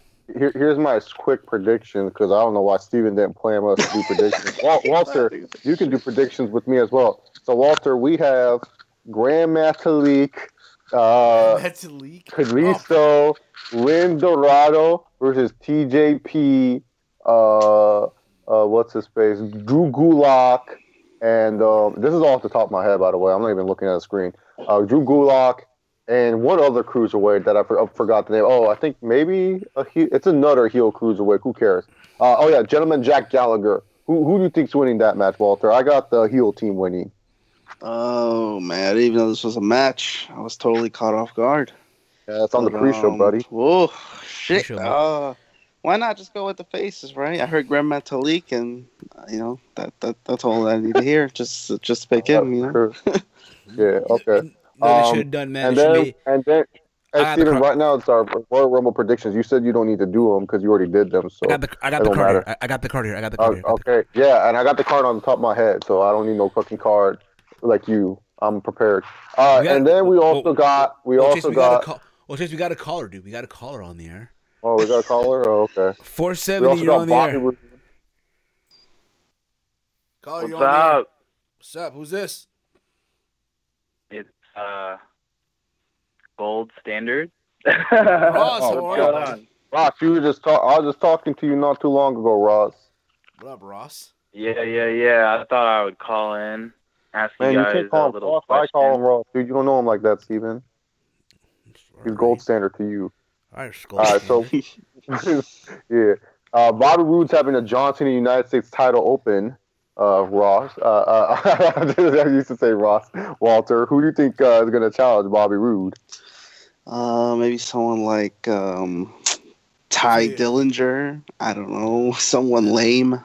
Jinder the rematch, and we also got Michael Corbin in the air. Corbin, how are you, buddy? I'm doing great. How's everybody else doing tonight? Very well. Doing great, Michael. Got the whole crew here tonight, y'all. Got the crew here. 2 calls in 1. I like yeah. That. Yeah, I mean, shit. I mean, I got Ty Dillinger coming out. I don't know who anyone else has, but. So Ross and Michael, one at a time. What are your guys' thoughts on this whole Enzo Amore? I know Ross and we didn't really talk about him on my show, but because I did a video and I always have a strict rule when I do a video on my channel, I don't like talking about it again unless someone else wants to. But I don't like talking about that shit again because I already made my video. But on Steven's channel, I don't care about talking about it again. I just won't go into full detail. But Ross and Michael Corbin, I'm curious, what are your guys' thoughts on it? One at a time. Whoever wants to go first can go first. I just want you guys to get your thoughts on it. Yeah. Wrestling Soup actually made a better point than I could. They kind of discussed a lot of it last night. Not last night. Oh, actually, yeah, it was on fuck am I thinking? It was Thursday. And then my But, ideas make it for the how to make Raw 25 better on that episode. They kind of did. They read off some ideas. Connor's made it onto there. I think yours made it onto there too. I know he responded. I saw some of the comments that were made on the actual page itself, and I think they're Mish liked your and Connor's ideas, I believe. I don't know if he said yours on air, and I have to go listen back to it. But as far as the Enzo Amore situation, this whole thing just, they kind of, Missionary and Joe kind of broke it down a bit more, better than I could. They kind of talked about her body language. They kind of talked about the wording that she used in certain time, when she made her statement or when she got interviewed by TMZ. Just the fact that, she referenced sexual assault. Then she mentioned the word having sex, or we started having sex. Now, they were talking about, her body language and the verbiage that she used was a little weird for somebody who was claiming to be raped. But something else had come out today from, I forget what the guy's Twitter handle is, but he goes by Dick. The actual name he uses on there is Dick Dastardly. I'm not sure what the Twitter handle is, but she apparently did some sort of Instagram live thing or some sort of live stream on Instagram. It's taken down by now, obviously. But somebody, I guess, was asking her a question, and she kind of was sitting there with a friend of hers. Actually, it's up on my Twitter as well. I kind of retweeted the whole thing and tagged Wrestling Soup in it. But what I found interesting was kind of weird is that she said that, she was talking to somebody. She said, "Yeah, I'm a hot ass bitch, so I could see why he'd want to rape me." There you go. I swear to you. Oh my God. Wow. That's what she said. That is exactly what she Yeah, said. Those words something came like out of that. her mouth. Look, oh my God, I'm not a doctor. I'm not a doctor or a psychologist. I've never worked with rape victims at all, ever. Nobody in my family or nobody I know has ever been raped that I know of. For someone that's so traumatized by this, she's okay with saying, "Oh, someone would do it to me." Like, what? No, get the fuck on out, man. I don't know. That's just a weird thing to say if you've been raped. I've never heard anybody who's ever been a victim of sexual assault or someone that's been allegedly raped. No, I've never heard a normal girl ever say in their lives, "You know what? I'm so hot. I hope someone rapes me." I couldn't blame them. Well, she didn't say he hopes it, but she's like, "Oh, I could, that's just not something people normally say." It's like, you never hear somebody call in casual conversation like, "Yeah," you're like, "Oh man, look at me, I am so smoking hot." I could tell, I could totally understand why someone would want to rape me. Which rape is not about sex at all. It's about having power over somebody. But by the way, if said. someone thinks I'm laughing I'm laughing at the ridiculous claim she's making. This is just ridiculous.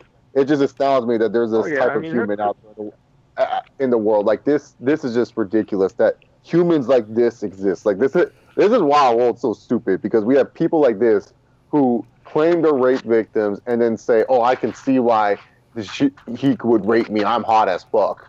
All right, whatever. Believe it or not, though, bro, there's women that are like that. Hashtag WTF 2018. There's women that are like that, though, believe it or not, though. That basically just sums it up. There's sometimes women that look for this shit, you know what I'm saying? That just are finding this type of shit to happen, you know what I'm saying? Think about this, right? How many women now are coming out the fucking woodwork about being accused of fucking being raped and shit? Yo, for real, I guarantee you there's probably a woman out there whose hand I probably shook.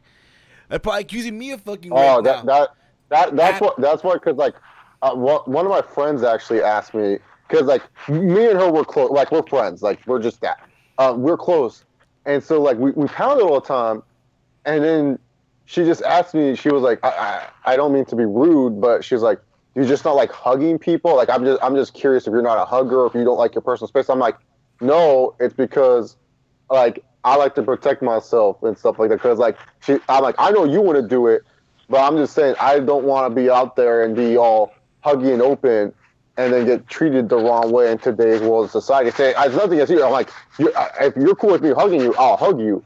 But I said I'm more of I protect myself. So that's why when most girls, I'll hug, I won't hug them all the time if we're close friends. I'll hug them And it's like, oh, I haven't seen you in a while. How are you doing? Or like, hey, and like hug like that, or like bye. But like for the most part, if it's just like a casual conversation we're having, yeah, we're just going to do a pound. But that's it. Because I gotta protect myself, man. Like I'm not. Exactly.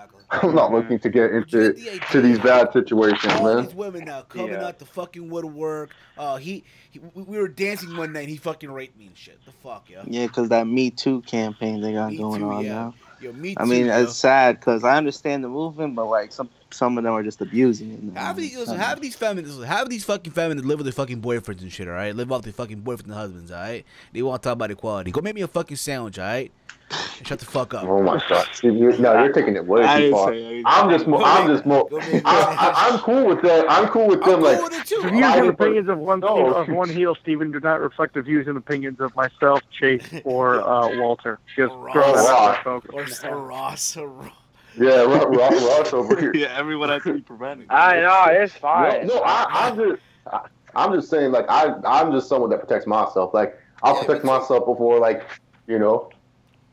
Me Yeah. too. Hashtag me too. Me too. Because I'm no celebrity, man, but like, man, I can just imagine like someone tries to jump at me and stuff, man. Word. The whole thing is just fucking. It's really weird. I mean, if this thing goes to trial, and she has to get cross-examined or interviewed or whatever the hell they call it, whatever the term is, by Enzo's attorney, and she's saying all this stuff, and it's going to be public record. It's probably going to be out there. Her character is going to get called into question. I'm not trying to say that Enzo didn't do it. I'm of the opinion that, like everything, like anybody charged with a crime, you're innocent until proven guilty. That's just the way it is. That's the way it works. It's not the other way around. But I'm starting to believe that this girl really just made this stuff up. That's just. I hope. Here's what I think he did. I think they maybe had sex. I think they may have had sex. But I think she's making up all You the think other she may have shit. had buyer's remorse? I think it's funny though. It's funny though. Yeah. And just like, I have 1 million followers on Instagram. You should be wanting this dick, yo. Just the daughter. Like, think about this. Which is weird because if I'm a professional wrestler, I'm gonna beg. I want some random chick I need at a club to fuck me. I'm gonna brag about how many followers I have on social media.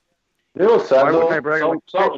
Some girls get off on that, man. Some girls are like, "Oh, you have how many followers?" This is like Enzo Amore. He's on TV. Like he could have just said anything like, bitch, I'm a fucking TV star. Bitch, I work for the WWE. I'm on TV. Bitch, I got a lot of money or whatever. Instagram followers is the first thing he brags about to actually try and get some chick to get into some chick's pants. Like really? Dude. That's something I could see someone like a Logan Paul. Or Jake Paul, one of these YouTube kind of, one of these like not those, but those kind of people, not him specifically, but guys are like we're big YouTube stars. Bitch, I have 20 million subscribers on YouTube. You should be begging to fuck me. It's every day, bro. No handlebars. It just seems weird. Just saying. It just seems weird. I Like get what that you're would be the first thing he brags about. Social media followers, really? That's. Hey man, like that's gonna be an instant panty dropper. That's the new thing now, man. Hey yo, I got like I'm about to be at 1,500 YouTube subscribers. You should be wanting this dick, girl. What? Like, come on now.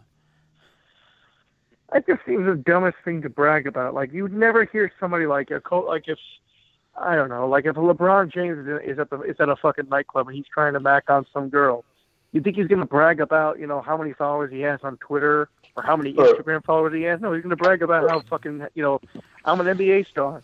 You should be begging to fuck me, or exactly. I'm rich. Oh man, well, I can tell you one thing. I can tell you one thing. If Vaughn ever got caught at a cup, Savannah's gonna make sure that dick comes off. Exactly. Exactly. Savannah It just seems James weird to me don't that's fuck around. That's what she's claiming he bragged about first. I don't know. Maybe I'm just. I don't know. I think it's like the weird. new age. I think that's a new way of hitting on girls, Michael. That like you just gotta say how much Instagram followers you have, man. And maybe that turns them on. Like you have 300. That's nothing. Actually, I have 10K. 10K. Oh, what's up, babe? Like I'm just like really, that's just the weirdest thing. You have like I have 1 million followers on Instagram. That's wonderful. What does that do for me? That's like me going into a job. It's like me going to a job interview. It's like, okay, and why should we hire you? Well, I have 10,000 followers on Instagram, and I have over 3,000 followers on Twitter. So yeah. I mean, you guys should be begging to hire me. Like, I am just so great. I am so awesome. If I posted a picture of me here, if I posted a picture of me here, that would get at least 122 likes, and that's low for me. It's like, and that's just in the first hour. Like, that's just going to be the first hour. You guys are going to be raking in money if I just even take a selfie here. It's like, yeah, that's wonderful, but why should we hire you to work for us? Why should we pay you money to work here? Exactly. Like, I have over 50 million views on YouTube. You should hire me right now. Listen, man, I got barely 1,500 YouTube subscribers. You should hire me right now, yo. I am a social media influencer, yo. I can make you guys... Exactly. Your potential's A+. It's just so weird that was that's just the weird. That one stuck out to me. It's like, I mean, it's like, really, that's what he bragged about, not being a TV star, not being able to have connections or anything. I am scratching and crawling to 1,000 Twitter followers, like TNA scratching and crawling for 500 fucking thousand viewers on Impact. Oh, come on. They're getting that with Amore debuting soon. Yeah, I know. So back he's already got he's already got his own kind of, I think, merchandise store up. Nothing to do with his wrestling stuff, but he's got a link on his Instagram somewhere, like in his bio and shit. Oh my god, yeah, I heard when he. Well, I think. He's a honestly, with the way things are going today, with all the fucking mumble rap we got going that's mainstream, and the people that are actually trying to make good music are kind of like on SoundCloud or they're underground, they're not really getting huge record deals.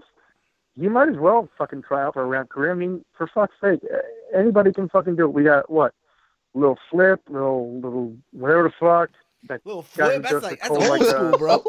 I haven't heard of Little Flip. You got Migos who just like. I don't listen to fucking these new. You got Migos, little Mike Will, little Lizard, little fucking little fucking Will Mountain Dew. Like, I don't know what the fuck. It's just little everything. Like, everybody just will. I'm waiting for somebody to just go like, I'm Big Gulp. That's my rap name. Big Gulp. My name is Big Meech. It's fucking hilarious. Which, by the way, if anybody decides to make a rap name, that just if you decide to go on a rap and your name is Big Gulp, I'd like a royalty check. I'd like my royalties. Just saying. You ain't gonna get that royalty check. I've been asking WWE for royalty check for years for stealing my ideas, and they still haven't given me shit. I can dream, can't I? I mean, come on, a man can dream. You have to be a dream killer, Chase. Come on now. I am a dream killer, man. Because I'm one of the few people that have emailed WWE's bullshit like that. Like, no, I'll be that serious. Like, I swear, if Stephanie comes out of the announce table this Sunday, she's like, I'm in the match now. And then she goes, oh, you best believe I am writing the email, man. Everybody's been speculating that shit since, like, they announced that Stephanie announced that she was going to be in the Rumble, which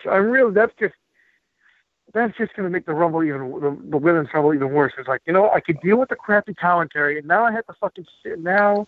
Yeah, they got to you have to add Rumble. Stephanie in the mix where I have to fucking listen to her just fillet herself on commentary. Like, well, Stephanie, I mean, you started the women's revolution. That's right. I did start. And because of me, Michael, you're sitting here and you're disregarding the hard work that me and my husband and my father have done. Maybe you should start a GoFundMe and try to make your own women's Royal Rumble. How about that, Michael? It's just going to be, I don't know. I'm just going to maybe if I can just, hopefully she doesn't talk too much. I don't really know what's going to happen. I'm going to be talking the whole time. Talking the whole time. It's going to be great. Oh, God, that's going to be a nightmare.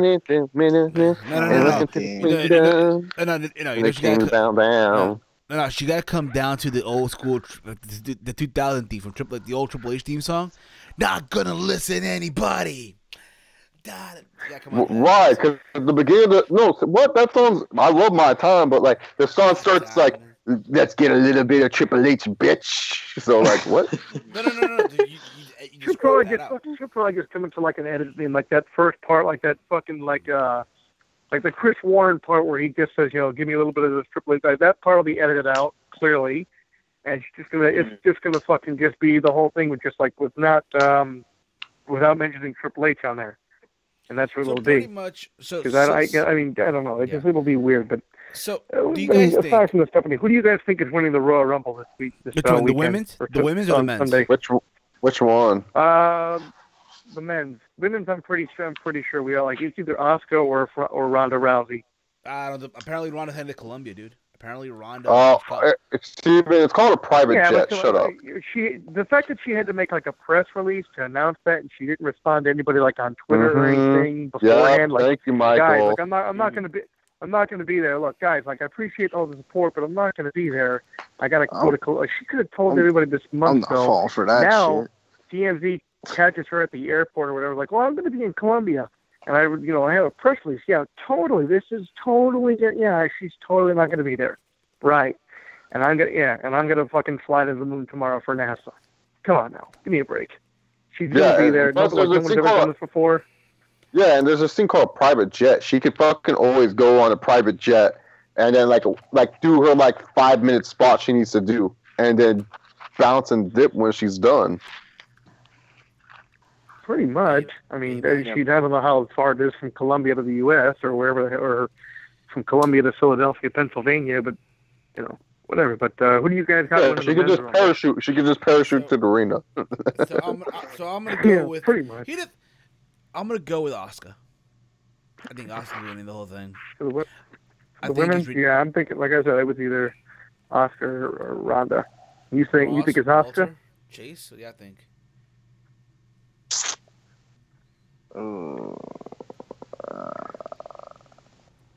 Asuka, I guess. I don't know who else it could be, because you want to keep that undefeated streak. You kind of need to go with Asuka. It's not she's getting pinned though. Yeah, but she's gonna lose her first match, I think, because I don't even think she lost a match at NXT. No. At all. Nope. She lost and a Battle Royal or something. And I'm assuming she's gonna win that tournament too, unless I don't know. But who else? It doesn't make sense for anyone else. It would probably be Miz taking the pin for anything. All right. What about you, Weston? What do you got? We got Weston here as well. What up, Weston? Oh man, we got everyone here. Yeah. What was the question?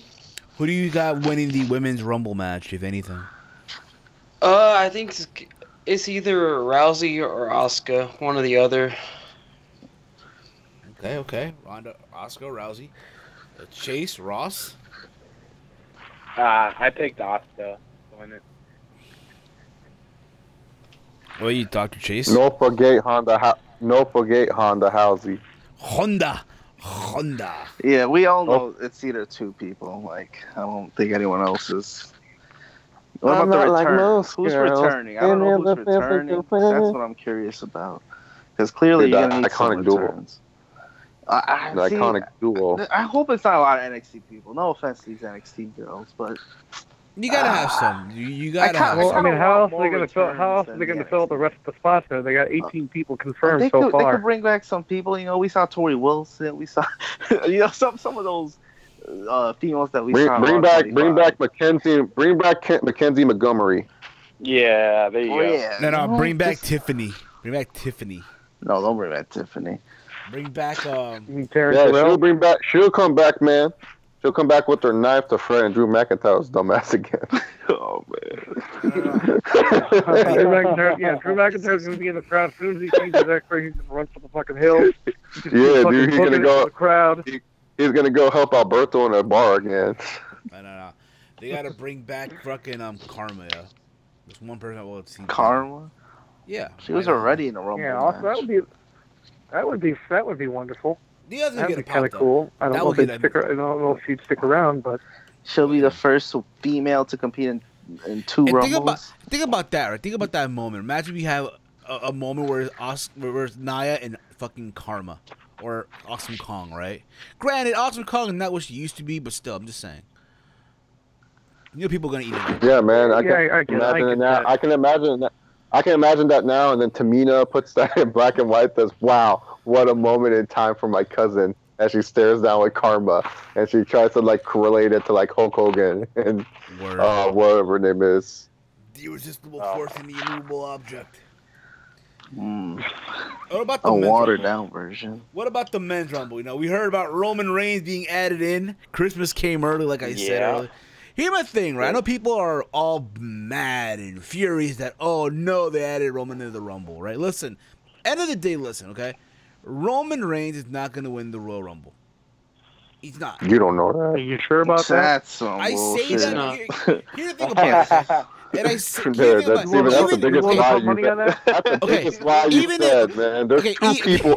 Let's be real. There's only two people winning the Rumble. It's either Roman or Shinsuke. He's not. I'm with Steven, actually. And I say that because, listen, no matter what, Roman's going to, listen, end of the day, at WrestleMania 34 in New Orleans, the main event is going to be Roman versus Brock for the Universal title. That's going to be the main event. No ifs, ands, what's about it, okay? However, you can have Shinsuke win the Rumble, but doesn't mean he main events to WrestleMania. He should. I mean, that's I forgot. Because how many times? It's How many times have we seen the Rumble winner not headline WrestleMania? Yeah, and it's bullshit. I thought the point of just the, last you know, year, the Rumble last winner. year itself. Exactly, where they fucking had the moth and the bugs out in the middle of the ring. It's Randy versus Bray Wyatt. You think that's really gonna main event Mania? But you kind of get the gist of. Well, technically they do main event because they build everything and they build certain things. Oh, we have two main events. Yeah, they got the double main event. You know. Yeah, that's how they fucking built it. Well, technically, you did main event. You were in. What do you mean you didn't miss? What do you mean you didn't main event WrestleMania? You were in one of our 3 main events. Did you guys see that one? Did you guys see that one video where like WWE's been producing these stupid videos where the superstars watch the old match, and it was like Randy watching the Rumble, and then Randy's like, "Oh yeah, and I went on to that set up the main event of WrestleMania. Well, technically I should have been the main event because I won the Rumble. I thought that was the whole point. like he was like, you could tell he was so bitter that he did not main event the Rumble. I mean, he should be glad to even win that Orton Rumble. Is the best Randy Orton. But no, honestly, you really don't think Roman's going to win the Rumble then? The winner should main event Mania. That's how it should always be. That's why I think Roman should win the Rumble if that's the case. But I know it's not. It could happen. It's 50-50 right now. Walker, this is why you're so close-minded. Because WWE's finally going to let Shinsuke and AJ close the show. That's not going to happen. At all. They're going to have a 60-minute Iron Man match. Oh, don't get me started with Daniel Bryan as a special guest referee. Oh, man. That's going to mid-card. Why don't you go watch your Roman Reigns and Brock Lesnar, and while you're at it, you can take your Cena and Elias match and shove it straight up your ass. Now, BRB, I gotta go rant about how Seth Rollins just put over Jason Jordan. Jason Jordan. Damn. Jordan. Ouch. And Cena and Elias. Ouch. That's the backup plan because Joe's out. I heard about that too. You know what? I don't mind a lot. Not for Mania. I don't mind. I don't mind anything about it. Right? You know they're gonna have probably two. Here what probably will happen. Okay, I envision this at WrestleMania right now. They're gonna go the whole Shawn Michaels, Kurt Angle, fucking Rumble 05 route. Right? Remember where Michaels eliminated Angle after Angle got in there after he stole I think it was whose number did he steal? Was it Crash Holly's number? Not, he was dead by then. Whose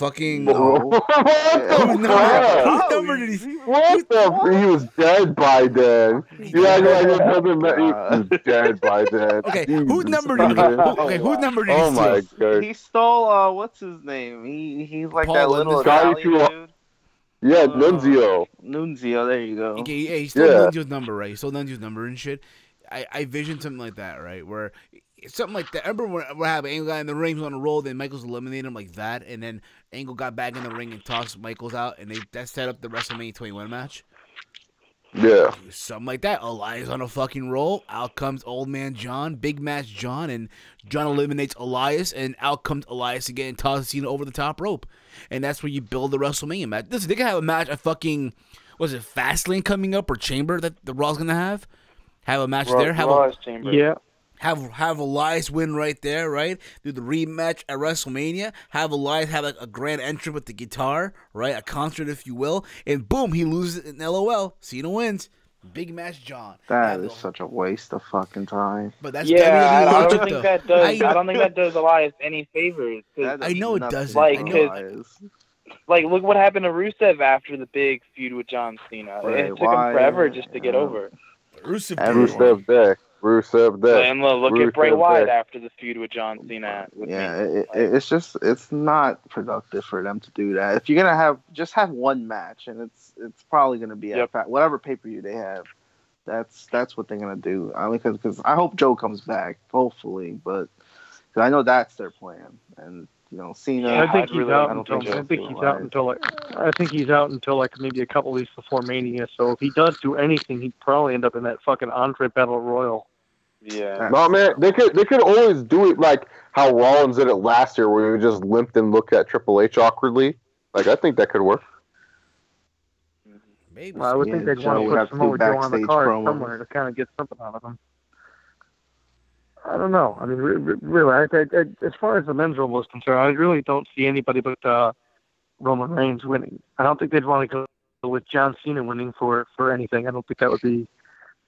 That just wouldn't make any sense. Cena has a record. Every 5 years, he has to win a Rumble. I mean, 2008, he won a Rumble. Then 2013, he won a Rumble. It's in his 5-year window.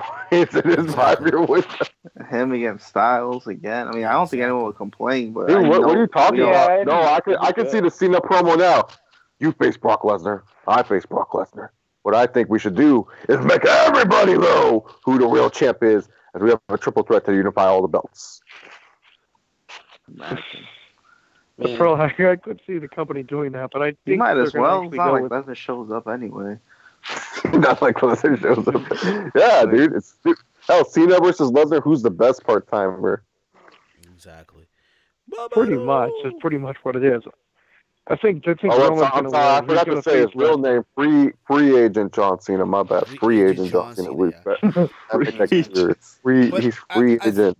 But as far as surprise entrance, I see again Lars Sullivan being a surprise entrance, Cassius Ohno, because again they uploaded that video. Oh, that's terrible. Oh no! They better not have those. Pete Dunne. At least Pete Dunne is another one. I think as a surprise entrance. Apparently, Pete Dunne had apparently WWE called him for the Rumble. Apparently, he had to cancel an indie show. He had to cancel. EC3 probably another one I see entering the Rumble. Again, you could have him be in the Rumble match, but again, have him go back to NXT after. Why the fuck not? Why do you want EC3 on NXT? What the? He's better than NXT. I know that, but at the same time, is okay. If you had to choose, right, Lashley, EC3, who goes to the main roster, who goes to NXT? You make a pick. Obviously, Lashley goes to the main roster, right? But yeah, Lashley. Well, yeah, you can bring both to the main roster. No, but you had to pick one, but one stays in NXT. What? What are you talking about, Steven? So, okay, between Lashley... Okay, then I'll send Lashley to NXT so he can teach these losers how to wrestle. How about that? Okay. All right, fair enough. There's all these losers that are like... Shit. Like, there's like very few wrestlers that could actually wrestle a good match. So it's like, yeah, I'll take... Yeah, not everyone's like Roderick Strong. But Lashley has to come out to his old... He has to come back to his old... Hey, Ross, what's Eddie Edwards again? What's Eddie Edwards? Die Hard. Eddie Edwards' thing is, hey, I can wrestle. Yeah, I can wrestle. Just like who though? Who can wrestle? Like, so he's just like who? Just like Roderick Strong. Oh, that was the greatest CD. Go back and watch my live stream, guys. Ross, like the funniest thing, like he was just like, because like I'll say, oh, what about Eddie?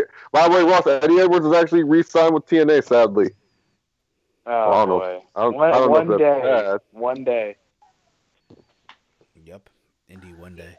So Eddie Edwards won't be a surprise entrant, unfortunately. No, he will not, unfortunately. Luckily, he will not be. But what else we got here? But what else we got here? We have the tag title match, the SmackDown one, which I look forward to. What? We didn't even choose who won in the Rumble, man. I'm sorry. Okay. You're out of it today, man. Dude, it's Friday. You're like skipping 5 segments, dude. Okay. Weston, what about you, bro? Who do you see winning the men's Rumble, Weston? Either Nakamura or Cena, but I want Jeff Hardy to win. He's coming back. Fair enough. Well, okay, I'm gonna go with, because again, people are gonna be mad that Roman's in the Rumble, but he's not winning it. I'm going with Nakamura. However, if I had to choose like who I would love to see win, that's a different thing. One thing is like who is likely to win, and I think who we want to see win the Rumble. You want to see Roman win again? No, honestly, who I would love to see win the Rumble, real talk, is The Miz, yo. That ain't happening. I know when. I mean, I like to see it too, but I know that's. I don't know what they'll do with The Miz, honestly, but the dark horse I want to see win is Elias. I want Elias to win the Rumble. Honestly, that would be a nice surprise, actually. Elias, yeah, like either Elias, and like I know you guys are gonna laugh when I say this one, and you guys may think I'm joking, but Baron Corbin would be a nice surprise too. Yeah, I was Oh, just thinking that. Wow. I was just thinking Baron Corbin. Yeah, because they've been playing up the whole gimmick. Oh, Corbin, you can't win big matches. Baron, you always choke in big matches and stuff like that. It'd be kind of cool for him to win a big match and show that he can. Because like they've been doing that. Because that was like the thing. Like one of the I can't remember what interview it was at the Clash of Champions, but I think it was my favorite one. Dasha Fuentes, dude, that she's the most interesting one, dude. Like that girl does not know what the fuck she's doing, dude. Like I don't care what anyone says. She does not know what the fuck she's doing. She just looks at the wrestlers and she's confused, just as most audiences are with these people. But yeah, so she was like, Baron, I noticed this though. You keep losing big matches, like your match with Cena at SummerSlam, this United States title match, and he looked actually visibly frustrated. I was like, yeah, you know what, man? Like if WWE actually focuses on this is actually a pretty good story that you could lead to the Rumble. And even if he wins, and I'm also this too. Like, I feel like it would be okay for this year for the Rumble winner to lose their spot at Mania, just because I feel like some of these wrestlers need a little bit more character. So Corbin's another good one to me, at least in my personal opinion, that I wouldn't mind if he won the Rumble. So like Elias and Corbin, those are two dark horses where it's like, you know, that are not Reigns and Nakamura. That it would be like, yeah, that's cool if they win. Now, if Finn Balor wins this Rumble or Dolph Ziggler, oh, I'm done. Nope. I'm done. If Finn Balor wins, I'll tolerate it because that's just good for my channel because everyone will come to me. They know I have the jobber jacket. All my Finn Balor hate videos get views anyway, so that's good for me. But Dolph Ziggler, I'm making a video. It was a good run, but I'm done watching wrestling. Like I can't watch this bullshit. Yeah, no. The only thing they hear, the WWE will hear, is my TV turning off for good. They'll hear me say, "No more network." No, I'll keep the network because I like watching old shit. But they'll hear something, all right, and it won't be a happy fan. But yeah, no, like for real though, those are the two wrestlers I don't want to see win. I do not want to see Finn Balor, and I do not want to see fucking what's his face, Dolph Ziggler win these terrible matches, man. That would just rip my heart and soul as a wrestling fan. Like I would question my manhood too if Dolph Ziggler won. Be like, what am I doing wrong as a man? And everyone's gonna be like, I'd like to see Dolph Ziggler like I'm sorry.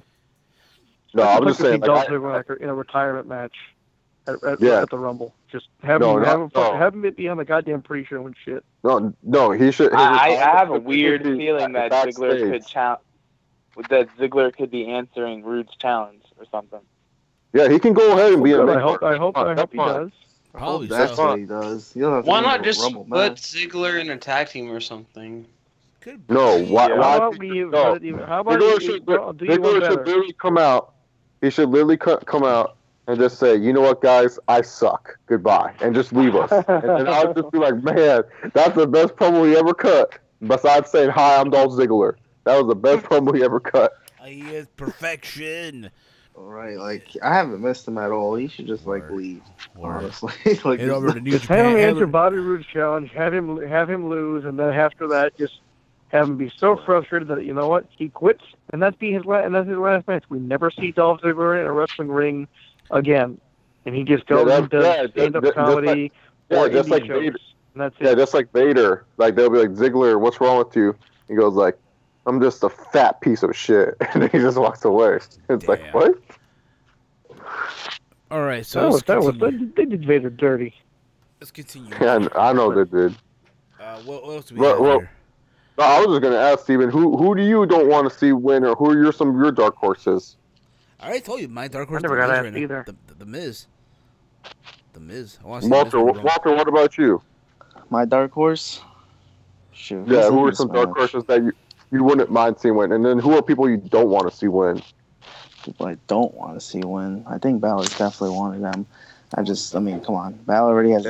And remember, Walter, you bought this Balor Club shirt on one of Steven's show, and then you're like, you're like, and Steven's like, oh, what would Chase think about that? He's like, and then you're like, oh no, man, I think Finn is gonna change a new leaf soon. And then I was like, I told you he won it. He can't. I mean, no, NXT, he was fine in NXT. I didn't mind him, but then when he came to the main roster, they just kind of forced it. So. And they kind of fucked it up. But, look at GQ underwear model. Who else is in this Rumble? Damn. I love pissing off Finn Balor fans. That's like my favorite fan base. I mean, I don't want to see Corbin win. There's no point of seeing him. How dare you? Like, I don't want to see Walter. Corbin win. How dare you, Walter? Who I want to see win? 1822 and I are going to jump on you. Like, it's nothing against Corbin. Come on, man. You're already Money in the Bank. You should have cashed in successfully, but they fucked that up. So my underdog pick, that's tricky. I mean, I want to say The Miz too, because, why not? But at the end of the day, I don't see any dark horses. Like, I know that it's going to be between Nakamura and Reigns, and that's just the sad part. Like, nothing against Nakamura, but I think we know what's gonna come. And Daniel Bryan's one of the favorites, which is crazy. The final He's not two. even the match. His odds went down back to 50-1. Wow, yeah, he's definitely not. I'd like to see Matt Hardy win the Rumble. Just that wouldn't be bad. That'd be like a really wild card pick. Yeah. Way out there. Since he lost to Bray Wyatt. That would actually be funny here. Like, they're like, Matt, what title are you going for? I don't want anti-championship from the WWE. I want nothing more than Bray Wyatt's soul. Like, what? Like, what? Word. I even heard him. The more I think about it, I actually want Matt Hardy to go for the Universal title because just imagine how funny and entertaining that story will be. Oh, Brock, soon I will dethrone you as the king of the universe. Oh, yes. I think it'll be even funny. Though I cannot be Bray, the Wyatt of the Bray, I will take you on, a carnate beast. Like, yeah, no. Well, that's the thing about Bray. Well, that's the thing about Bray Wyatt feuds. You lose them, but you actually move up on the card, and he keeps moving down. Yeah, that's terrible. That's so bad. Dude, like, it's the reverse effect. You lose to Bray Wyatt, but he goes back down on the card. But you get like title shots. Like, look at Rollins lost to Bray Wyatt. Oh, that's okay. He can win the tag titles. What's Bray Wyatt doing on the show? Nothing. Orton loses to Bray Wyatt. He's facing for like the WWE title 5 million times the last year. Like, Roman Reigns loses to Bray Wyatt, wins a U.S. title. Like, what the fuck? Yeah, why it's just. Granted, yes, Roman didn't lose the feud, but I'm just saying, like, you lose your matches with Bray Wyatt, man. It's a good sign. I was just mad that they wasted Woken Matt Hardy for him to have a squash match with Bray Wyatt. That's why I was mad at my. It's like, why would you waste my time with this Woken Matt shit if he's just gonna lose the first time he faces Wyatt? Like, what the fuck is this? But yeah, man, it's a good thing to lose to Wyatt. It's like a good sign, man. That's why I was pissed when Finn Balor lost to him. I was like, great, now he's still gonna get shoved down our throats, man. I mean, we haven't seen much from Finn too. Like, he hasn't done a lot recently, so that's why I'm a little worried he might win. Because that's why he won, man. Because when you win a feud with Bray Wyatt, you go backwards yourself. It's like an opposite effect. Yeah, and I think they're purposely doing it so that we could get hype when he's like in the Final Four. If Joe was in it, I definitely would have said Joe could have been a favorite, even though I knew he wouldn't win. But no, I think Joe would have been everyone's dark horse. I think everyone would have been like, I want Samoa Joe to win just because it would be nice for him to actually do something in WWE, man. Because like he has no like accolades besides like, oh, I won the X Division title. TNA World Champion. He was TNA World Champ. That's No, right. I was saying that I'm talking about in WWE. He won the X Division title. Oh. Yeah.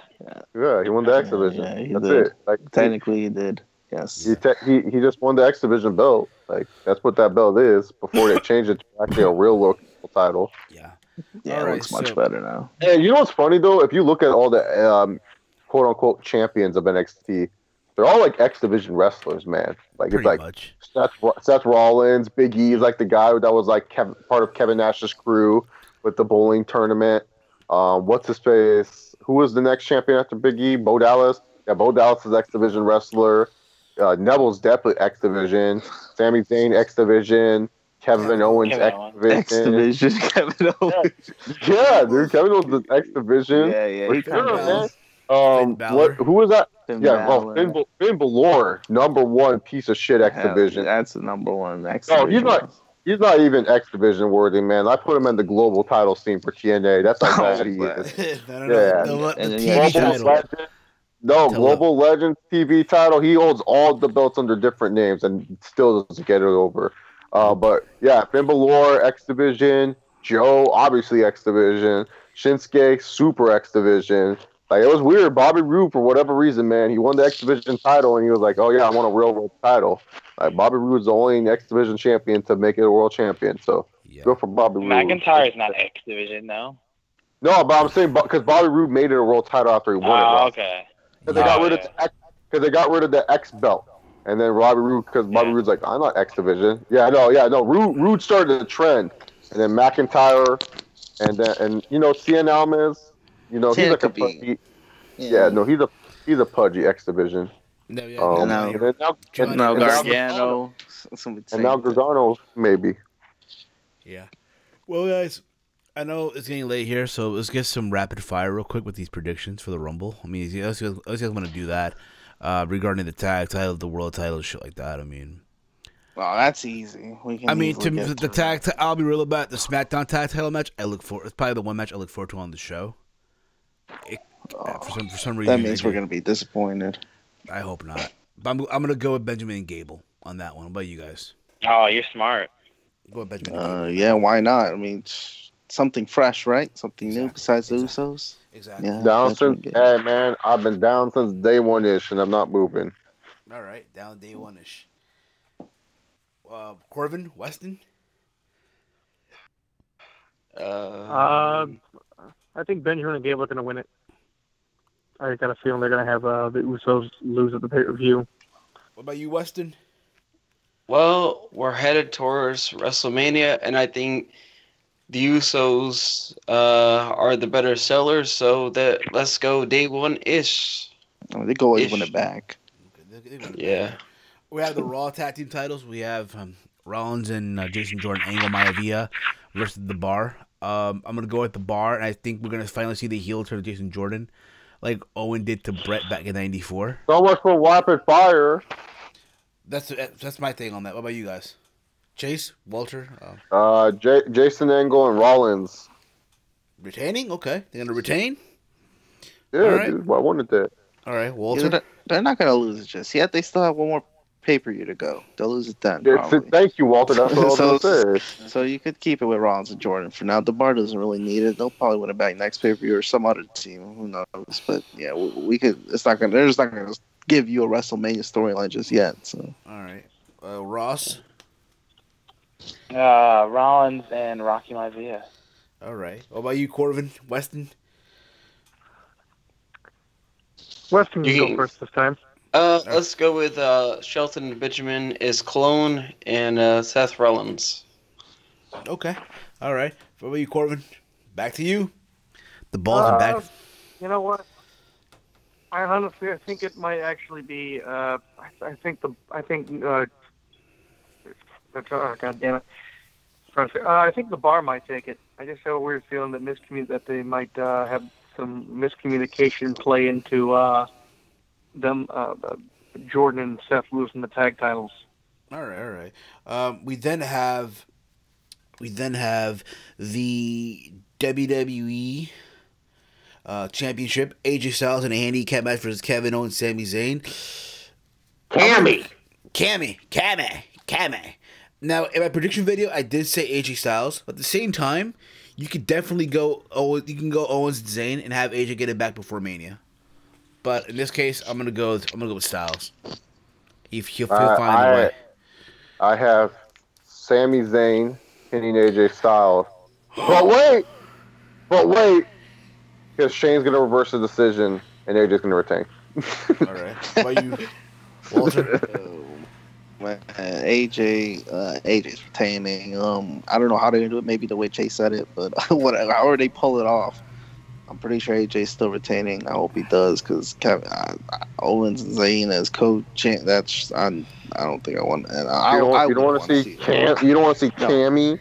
I don't want to see that. I'm not like everyone else, unfortunately. But it is Philly, so you never know. There's a slim chance. But I think Styles will definitely retain this one. Exactly. Yeah. No matter what happens, the male version of Lay Cool is not winning. Styles wins. Okay. Corbin? Yeah, I got Alright, go ahead. I think Styles retains. I don't think they're going to have Owens or Zayn win the title. I got AJ Styles retaining. All right, what about you, Weston? Oh, I already said the male version of Lay Cool is not winning. AJ Styles retains. All right. Going to. Yeah. And then we have the big one, the Universal Championship, the Monster, the Beast, and the Big Red Machine, if you will. The Machine. Shut up. I'm going with Brock, and I'm going to say this, Kane's eating the pinfall. Kane's eating the pin. Oh, wow, dude. What a great prediction. Who would have known that? Who would have known that, right? Holy shit, dude. Wow. Oh, my God. That's like as shocking as when Roman Reigns was announced as the Rumble in today. Holy shit, dude. Damn. God, man. You on fire. Yeah, you know what? If it's true, damn, that's huge. Kane takes the pinfall. You know what, man? I'm going to go a different one. I'm going to go Lesnar pinning Care Bear. That'd be great. Okay. Dude, how many fans would be pissed about that? Not only that Care Bear lose, but Lesnar pins him. Oh, that sounds like a dream come true. Honestly, they might do some shit like that. Because, they're saying Kane is going to take the pinfall. I think everyone's predicting that. They might do some BS where Strowman takes it. But I'm with Lesnar. There's no way. I wish Strowman could win it, but, you know, they got their plans already. So Lesnar's winning it. What do you mean their plans? What plans are you talking about? You know, they got their big plans for Lesnar. Oh, yeah, those plans. Yeah. Ross. I think I'm going with Steven's predictions. I'm jumping on with Steven's prediction. Brock is winning after he pins Kane. It's not even a prediction. It's just the obvious. It's all hell right now. Yeah, I think I gotta go the same route. Oh man, you guys are very risky with your predictions, man. Maybe Lesnar makes Kane tap. Maybe Lesnar does a Kimura to Kane and Kane taps out. Kane is gonna. Oh man, that's even worse. Kane taps out. How is it worse? They can't do any more damage to Kane than they already have. I mean, they cut the man's balls off a long time ago. Yeah, man. Ever since Team Hell No, Kane has been ruined for me, man. I know. Kane is you kind of forget he's in this match. Kind of. You remember because he's still kind of Kane. In the match, you kind of forget he exists at times. Man's been they've done the man dirty since they fed him to Triple H back in fucking 2003 for his Reign of Terror. They unmasked Kane. They can't even give the man a fucking world title. What about you, Big Red Machine, Michael? Come on, man. You really gotta ask. I think you already know. All right. I think the general consensus is that Bork is going to win because penis power. Exactly. That's his tattoo. That's why he has the penis tattoo on his chest. Oh, I thought it was because I thought it's because he took dick drugs. Never mind. Because he took those estrogen blockers. They're like dick drugs. So. Oh wow. Nah, I think if A lot of that would probably just give him titties. Well, guys, And that's why he's so flabby now. Indeed. Well, guys, this is going to wrap up the show because it's getting late here and I have to be up in a couple hours, go to work. Thank you all for listening to us live this week. It's been fun. It's been awesome. I thank Connor, Chase, Walter, Weston, Corvin, and Ross for joining here, as always. You guys are awesome. Thank you all. You guys are tuning into the chat. We have Salrex Gaming, Dynasty215, Steven Milan, Weston, Prototype Jack, Chauncey Bullock, Mr. Punk I'm out, and Raheem and Stoney. Thank you guys for tuning into the chat. Again, we're on a new home now. We're on Podbean. Hit the follow button. We're on Podbean. Be notified when the podcast goes up for download. We're still on iTunes. We're on Stitcher as well. And yeah, guys, you guys are awesome. You can follow me on Twitter at HeelSteven. You're on the channel. Hit that sub button right now. Kick, cuz. Yeah, you can follow me on Twitter at HandWalter, and yeah, that's about it. Pretty good show today. Chase? YouTube.com/Chase Oliver, and you can follow me on Twitter at Chase Oliver 68. That's Finn Balor. What about you, Corbin? You can follow me. You don't have to follow me on Twitter, but I'm on Twitter at SoupHeatCorbin. You can also follow my the podcast I'm a part of. It's called Wrestling's National Committee. I'll put the link up in the chat. Facebook.com/WNC show. So yeah, we're Wrestling's National Committee. We just, again, Facebook.com/WNC show. Like the page, follow us, and make sure to tune into our show on Monday on Fight TV. We just do an hour of breaking news. Go to fight.tv/WNC to download the app. It's free. You get everything combat sports on there. Everything is free except iPay-per-views. All right. So, all right. yeah, that's it. What about you, Ross? You can follow my Twitter and my YouTube, Gold Standard 000. All right. And what about you, Weston? I'm at two places on YouTube, Wrestling Express and World Western Entertainment. Wrestling Express has no space. World Western Entertainment does, and I'm on Twitter at Weston_Texas. There we go. All right, guys. Before I wrap, I'll let y'all know I'm doing a Q&A this Sunday, Rumble Sunday in the afternoon. If you have not sent in your questions, send them in now. I'll be doing a live stream this Sunday afternoon where I'll be answering questions, all that fun stuff. If not on Twitter at HeelSteven. 3 questions per person. Ask whatever the fuck you want. And I look forward to that. I'll see you guys this Sunday as well for the Rumble review. Taking calls as well, like always. And that's it, guys. Good wrap up for us. We'll be back next week for more. This has been the Team Hill Podcast. And we're out like Janice Titties. And we're out, bitches. Quack, quack, quack, quack, quack, quack. Quack, quack, quack, quack,